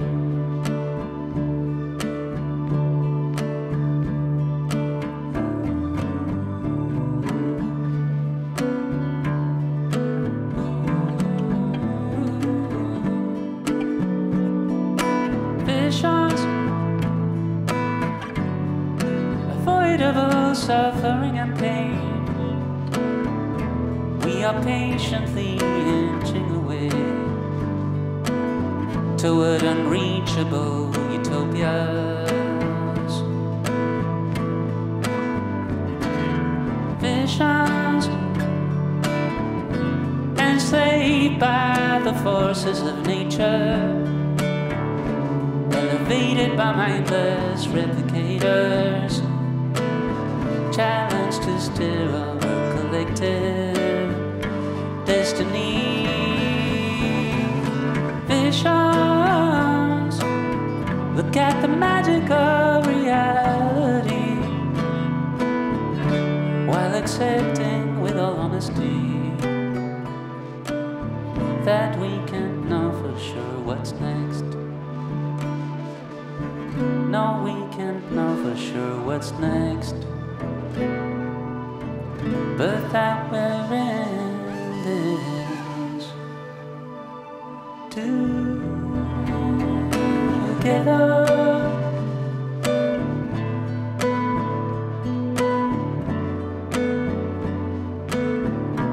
We are here together.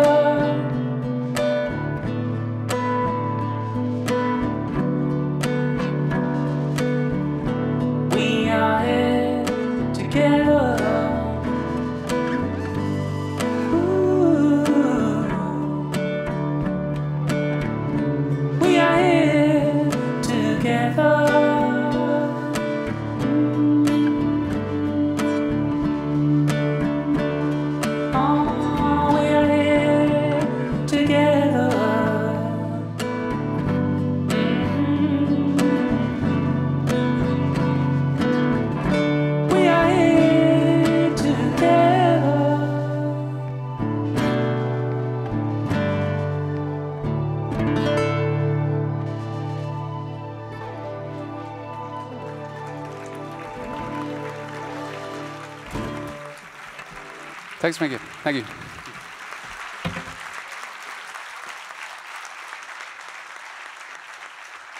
Thank you.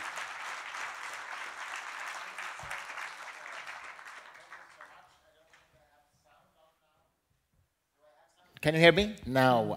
Thank you so much, José. Please join us now for the rest of the discussion here. Thank you. We will come back to your question, but first, actually, José, I'd like to ask you. I know that you're very interested in philosophy and science and reading a lot. What's your reflections on the discussion so far? Oh, too many. One was, can you hear me? Yeah. Yeah. One was not letting perfect be the enemy of the good when you're thinking about moral realism, if we're aiming for that. Search for more like a foundation to stand on. Maybe we can find good enough value alignment between humans that will make a better future. So that was one thought. There were too many. But you're very interested in effective altruism, right? Yeah, and humanism, and I found A.C. Grayling through the Science Network and the good book that you wrote. That was very inspirational. So humanism and trying to figure out not only like is there a God or isn't there one, but more like how can we flourish as humans after birth and before death. So that's one of the issues that I'm interested in. But effective altruism is another framework of thinking, which is, I guess, is more narrow. and which is taking economical thinking into how you can do the most good with the resources you have. So, so that's been an interest too, of course, which inspired me to write both these two songs. Yeah, because they are about that. Yeah. Yeah, yeah. Yeah. So Visions is about envisioning a common future where I mentioned where all sentient beings can flourish. Which, but yeah, it's by reading all these books, but actually listening. I'm a really slow reader, so by listening to books, I try to condense into small sentences that work within the songs I write. Yeah. Yeah. So the good book that you wrote, is it 10 years ago or something? Mm-hmm. That inspired you. Could you just tell us a little bit what was that about? What was the idea? Well, a long time ago, more than 30 years ago, 40 years ago, when I was a student in Oxford, I was thinking about the basis of moral sentiment, moral outlook. And I noticed that just very crudely or broadly, you could separate theories in ethics between those that were divine command, so they took their inspiration from some, revelation or from the Bible or some religious tradition, and those that were fundamentally humanist with a small h, so they were drawn from observation and experience of life and people and concerns that press on us here in this life. And I thought to myself, golly, if you think about the fact that divine command moralities have been so influential in human history, especially in the Western civilization, it would have been a very, very wonderful thing if, instead of going to all the preachers and the prophets and the religiously inspired people to draw together texts and to edit them together and to put them into a book, a biblos, the Bible, that has been used as the text for the civilization. If somebody had gone, or a group of people had gone, and they'd taken all the secular writings, the philosophers, the historians, the poets, the letter writers, and out of that taken all the inspiration and insight and wisdom and consolation that you can find, which has no reference at all to religion, and they had taken those texts and put them together like a Bible, then it would have been a much better biblos for society. And I said to myself, somebody should have done that. And then I thought, somebody should do it. And then I thought, oh, damn. You had to do it yourself. And it took more than 30 years to collect all those texts and edit them together and to try to make a book which I mimicked the Bible of religion, or the English King James version of it, which has chapters and verses, because one aspect of its effectiveness of the Bible is that you can read very small sections or just take a chapter or a few verses, find something inspirational, some insight or observation, and use this as a way of adjusting your own responses to things. So I structured my version, and I called it the good book because it is about the good, and also because people talk about the Bible as a good book and this is a better book. And I structured it in the same way so that it can be used in the same way. And in fact, I've had wonderful responses from people who found aspects of it either moving or inspirational or consolatory if they had suffered some grief or something. So, but these are texts drawn from all the great traditions from East and West, and I put them together, I edited them, I changed them and adapted them and made a book out of them. And I especially did not provide any references to any of the source material for this reason. If you go to a great art gallery, the Prado in Madrid or the Louvre or something, watch people in the gallery. They spend much more time looking at the little notice next to the painting than looking at the painting. And I didn't want people saying, oh, who said this? Oh, Aristotle, that must be good. And who said this? John Smith? Well, who's he? So I didn't put any references in there. It just, because I took the view that anything wise, anything insightful, anything good belongs to everybody. Doesn't matter who said it. And to put it together and provide a book which either people will laugh at, they think, an alternative humanist Bible, or maybe, and I'm thinking, You know, when you consider maybe in a couple of 100 years' time I'll be a god because I made a Bible. You know? But I have to tell people right now that I'll be a very bad one. But following up on this, are you a moral realist? Do you think that moral propositions are true or false? Are you? Well, no, but not in the sense that I think that there are final truths and falsities. I think that there are powerful reasons for adopting certain moral stances and for taking as guiding and as even indeed as determining in a sense how we should act and respond to others. What about you, José? Are you a moral realist? Yeah, so I think about it as there's the science of soccer, where you can do better soccer or worse soccer. So in the same way, you can use the tools of science to try to figure out how a good life can be, and in terms of well-being. So not in a hard sense, maybe, not in the mathematical logic type of way. Okay, so you not mean necessarily in that way. No, so you mean you have a pragmatic attitude that you can, through rational inquiry, find the most effective way to produce goodness, so to speak. Yeah, and I say that as not an expert, so No, but I'm still interested. I like listening to Sam Harris talk about this if I want to mention my references. Okay, I see. Because I think I understand that some philosophers actually believe there are moral axioms, so to speak, that exists in some objective way. Or what do you say? Well, of course. Yeah. Yeah, and I'd be inclined to that view, I think. Although moral realism is a tricky term that needs to be clarified. But I think certainly moral statements can be true or false. I think you believe that, personally? And I think there can be moral knowledge, which is because I care about moral reasons, and I have a hard time seeing there being any real reasons without truth. So that's why. But then I have to ask you, I mean, in what sense do they exist? Do they exist in the same way for some alien civilization on another planet? Well, sure. I mean, if it's universal, it's universal. So they are floating around in the universe somehow.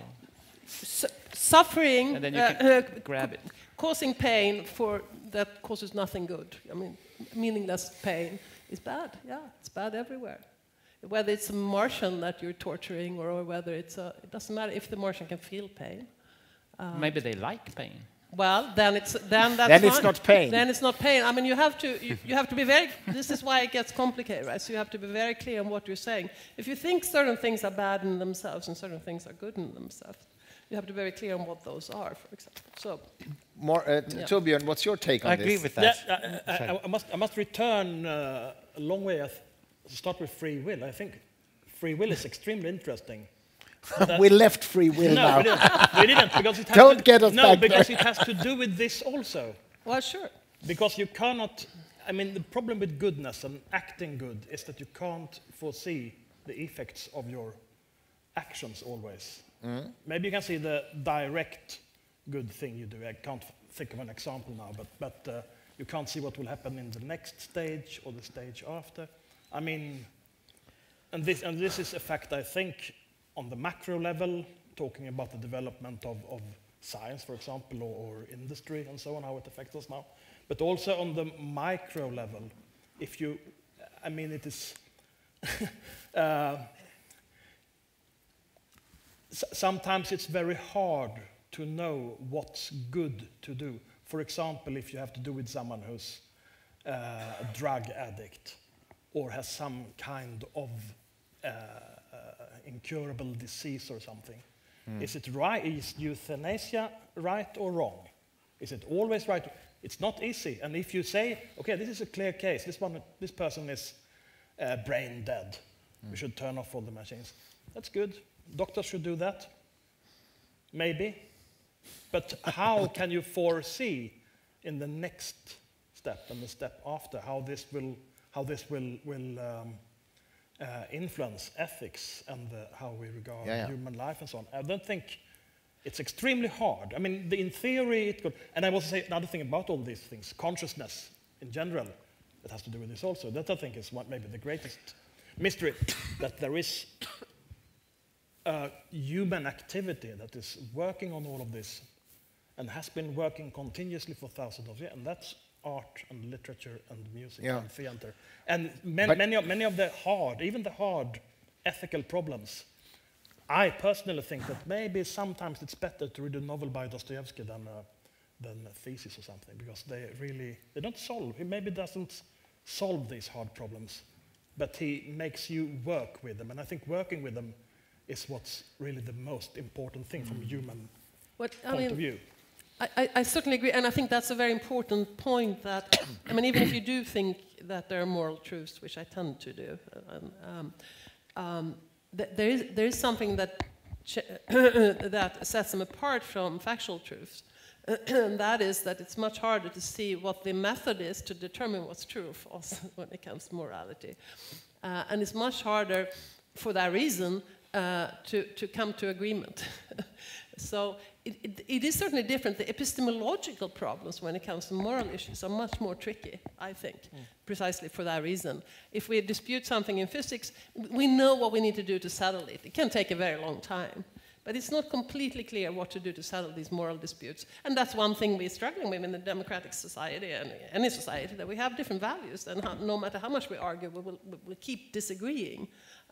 So that's absolutely right. And that's why art and so on can be extremely illuminating to see the moral dilemmas and all the complexity of the moral situation. I think one of the problems with the literature, I'm a writer, not a scientist, the problem that literature has in common with philosophy is that it's everybody's business. No. Yes, it is. Everybody has an opinion on what's good, what's bad, what's right, what's wrong, and so on. And even if you're a writer, even if they're in any academy, there will always come someone who stands in a bar and says, yes. Actually, I think that Stephen King is much better than Proust. No. But I think, I need to put my foot down here, because, again, philosophy is a research discipline. So absolutely, philosophical questions are everybody's. We all think about them. And that's wonderful, and we should keep doing that. But to have a sort of interesting discussion about them, you need some knowledge about philosophy. I will just insist on that. I completely agree, but it's still a very big difference. If you talk about ethics, for example, people without studying anything will have opinions, but if you talk about surgery, people will not have an opinion on, you should. Well, this is a problem for a kidney on the left side. Yeah, I mean, this is a problem for a philosopher who goes to a dinner party and everybody tells you everything without knowing shit about philosophy. As for writers, I can tell you. But wait. Whereas, if you're a physicist, I'm sure people don't tell you about the theoretical physics. Exactly. Oh, they do. Yeah. All along. I wouldn't dare to. Hundreds of emails every day. But wait, I think I tend to agree with Torbjörn here about, I mean, moral problems is something that you discuss together. You might form an opinion and you move in some direction. That is what society, art, and literature are doing. But you are saying something else here. Wait. Yeah. You are saying that, in fact, that's not the way to proceed, but professional philosophers are going to figure out what the absolute moral truth is. No. And that's the way to go ahead. No, you have to separate different things. No, moral philosophy, I mean, they're different. Okay, complicated again.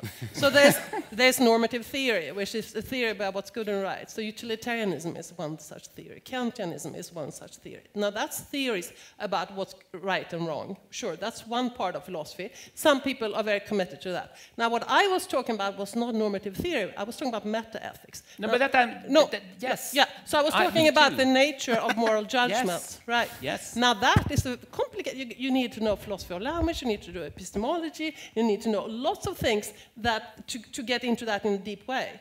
But to find these truths, to find the answer to that question, you need knowledge. Like science, I'm not going to try to do theoretical physics. I'm not. But when it comes to the moral challenges, like what should I do? I'm not saying the philosophers are experts on that. No, I think that's a different question. I know some philosophers would disagree with me there, but I think I hear you still saying that there are these objective answers to moral questions. Yes. And philosophers are those who are best equipped to find those answers. I said the first not question. Not Torbjörn and his friends. No, that's not what I said. Well, no. I quite think literature is good. No, what I said is a meta-ethical question, whether there are objective truths. That's a good philosophical question where you need... But not what they are. No, I'm not saying that. But I know some philosophers would hit me on the head for that. But yeah. Okay. But what you can help... So if Torbjörn, with his friends, come up with a moral truth, he believes it's a moral truth, then you can tell him, yes, that's something which you actually misunderstand could exist. it. No. But I don't believe in moral truths like that. So, no, but so that debate we can have. That's a Okay, let me ask another question. I know, José, that you, before you became a professional artist, you studied molecular biology, right? Yes, yes. Do you believe that science/philosophy ever will have a complete definition of what is life? What is life?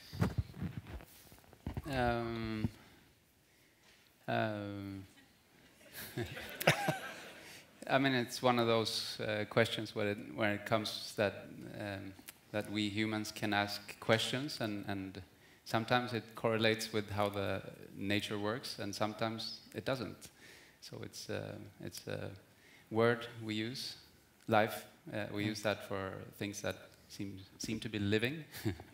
But when you go into the details, you see it's a myriad of things that, or maybe a limited amount of things that we think about. Like bacteria are life, but viruses, are they life? Yeah, so I studied viruses. Depends and how you define it. And I can't remember how it's defined, but I was very interested in replication as being one of the issues, and of course how to convert energy into other things that are good for you. So it's an interesting question, but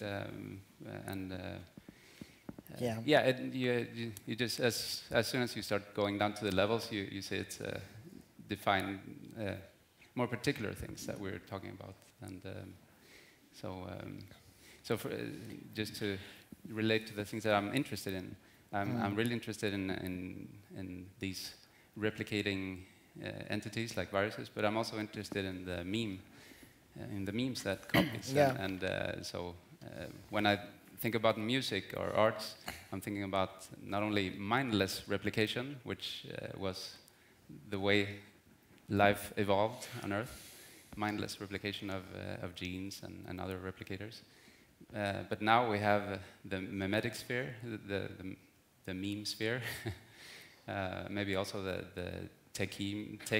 I don't know what they're called, but technology memes, technology replicators, and so I'm interested in how these type of events can help us do mindful replication of memes, just to answer a different question that you asked. That's a very interesting issue. Speaking of replication, José just had his second child quite recently. Congratulations to that. Thank you. Anthony, yes. So I want to replicate a little bit of the discussion that we had just before you asked. Yes, sure. He tried to get away. Yeah, let's go back. Let's go back to that. So to make two very quick points, if I may. One is that it is of the nature of dilemma, and particularly of moral dilemma. But the reason why it is a dilemma is because the considerations on both sides are very strong. They might not be equally strong, but they're equally persuasive and troubling on both sides, which is why it's very, very hard to decide what to do. And literature is a wonderful resource for exploring and negotiating all the nuances, because these dilemmas do tend to be highly particularized in how they are realized in life. When I answered your question, am I a moral realist, and I said no, what that needs is a qualification, because I agree very much with you. Of course, it's wrong to cause pain gratuitously to creatures capable of feeling pain. I say to cause pain gratuitously because there is that joke about the masochist who says to the sadist, hurt me, and the sadist says no. Yes. Yes. But that's kind of an interesting joke in a way, because it tells you something about the nature of moral persuasion, of agreeing with other people that it is wrong to cause harm, it's wrong to cause pain, what have you. And it's this, and here you will recognize the complexity, the meta-ethical complexity that Åsa was talking about. The predicate expression is true. X or P is true. That predicate is true means something different if it's about spatiotemporal particulars like glasses of water and tables and chairs, or whether it's about mathematical propositions, arithmetical ones like 1 + 1 = 2. It still is 2, by the way. And it's also different for to cause a gratuitous pain to any creature capable of feeling pain is wrong, is true. Right? But the point that you were making about how difficult it is to reach moral agreement is because the truth maker, the situation that makes it true that it's wrong to cause pain, is in this realm, in the realm of moral thinking, is itself very, very complicated. It is complicated in the way that literature works to convey and to explore. So, I mean, to get all this right and to just see that we're all feeling the same elephant here, you have to step back and see these considerations in play.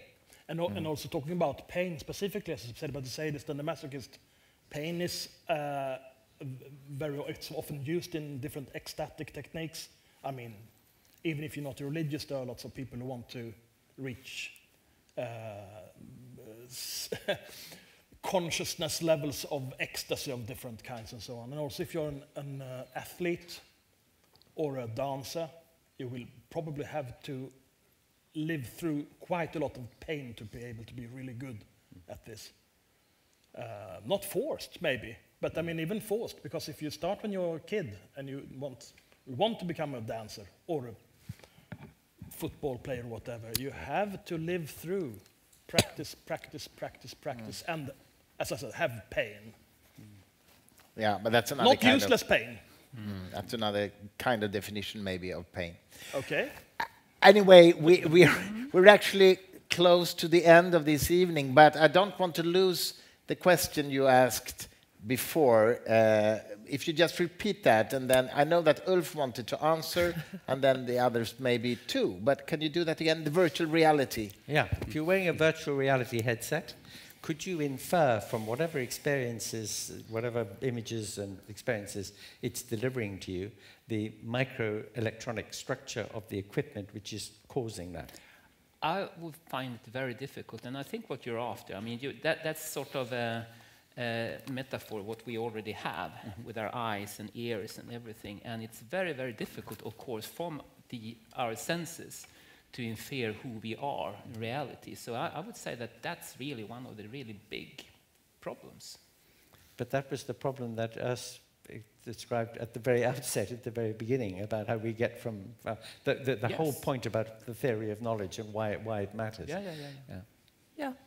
But how there is an answer. Well, I mean, not an answer. There is a point to make about that, which is that there's a big and a very important disanalogy between the example I've just given you, the headset example, and the fact that our brains are the virtual reality generator, you know, because the electrochemical activity in the brain is projecting a world, and the brain itself is part of that projected world, so we're bootstrapping here like mad, you know. But the big disanalogy is that we can operate on the world, we can experiment, whereas even if you have movement sensors and so on in the headset, you can't interact with the reality it's producing in the way that we can interact with the world. And that is a really crucial difference. But Anthony, your question is, can you infer through this virtual reality the microelectronics behind? But if I rephrase the question, can you infer that the virtual reality you see is not the real reality? Oh, he's back again. Well, that is the $64,000 question, which right from the time of Parmenides and the pre-Socratic philosophers has been one of the central concerns in philosophy, the nature of reality and whether or not the experience, the phenomena, the phenomenology of experience is such that it really delivers the goods about the world. And we know that it doesn't. I mean, the world out there is in itself, it's colorless, it's silent, it's textureless, it has no scent. We contribute so much in the way that we interact with the world in order to organize it in ways that are convenient to creatures like us. We have access to a certain range of the electromagnetic spectrum. Dogs and butterflies can see colors and hear smells, scents, and things that we can't, which is just convenient for us, given our scale in the universe. And the fact that you think from the Planck dimensions to the diameter of the universe, maybe that's just as far as we can reach at the moment. And maybe real reality, if there is such a thing, is very, very different, even from what we're hypothesizing now, because of our limitations. The finite nature of our powers of perception and of reason, even when we extend both of them with instruments, like the Large Hadron Collider and like mathematics. These are instruments for extending our powers. And even with them, so far, maybe we are just at the very beginning of human inquiry because we are so limited so far. The final thoughts on that, Åsa? Yeah, I mean, we may be in the beginning. I don't believe in drawing up limits to knowledge from the inside, as it were. I think that's always a doomed project. Let's keep going, that's what I say. I say keep going also, but I think that what you learn when you, for example, when you read a lot and you think you know something about literature and history and so on, you discover with every new book you read, you should read 2 or 3 or 10 or 100 or 1,000 more. So for every problem we solve, we will probably find exponentially more problems, I suppose. And that's fun. It's good. It's what we're here for. I also think that we can just keep going and going, also always find new things. But on the other hand, we are also limited. There will be questions that we will not ever know exist. Right, but let's not predict which ones those are. No. Can I tell you a little anecdote which beautifully illustrates this? Tejinder Verdi is a personal friend. He was one of the senior scientists on the compact muon solenoid experiment at CERN. And when they decided, after Atlas and CMS had decided they'd spotted the Higgs, you know, they were ready to go public, I said to him, my word, it must have been wonderful the day that you all sat together and you said, right, we're ready to publish, we have Sigma 5, you know, we're ready to go. And he said, yes, it was a very nice day. But you know what? If we hadn't found it, it would have been so exciting because there would have been so much more physics to do. And that's just a wonderful attitude. That's the mind that you have. That's a wonderful attitude.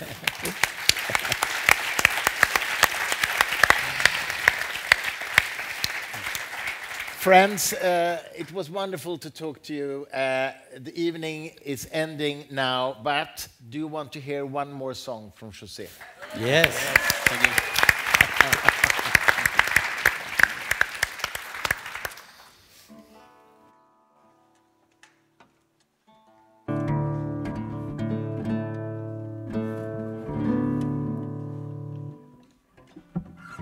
So, a song about the simulacrum. That is, no.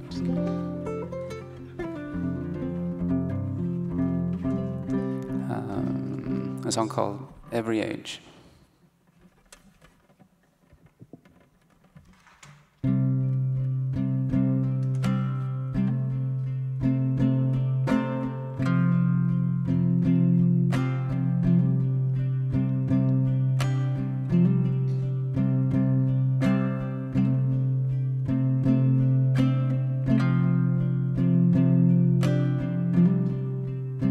Every age has its turn. Every branch of the tree has to learn to grow, find its way,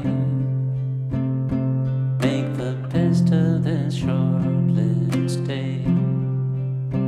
Take the seed, take the spade, take the stream of a better day. Take your time, build a home, build a place where we all can belong.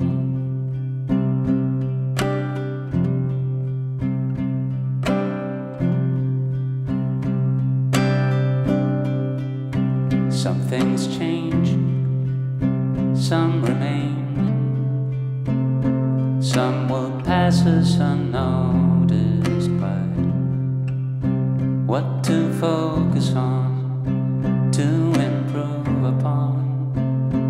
In the face of our ancient tribes, feel so clear, feel so obvious, to each one of their own. But we're here together, reaping what time and what we have sown.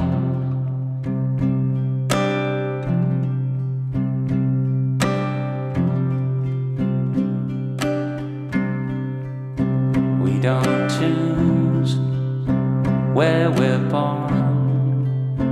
We don't choose in what pocket or farm. But we can learn to know ourselves on this globe in the void. Take this mind, take this pen, take this dream of a better land. Take your time, build a home, build a place where we all can belong.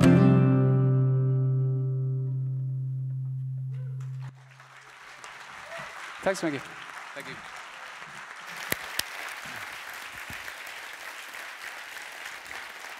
Tack ska ni ha allihopa. Stort tack för ikväll. Tack, thank you so much for participating in this evening. There will be book signings just outside if you want to buy a signed book by any of the authors here. Thank you so much for coming. Tack så mycket. Tack.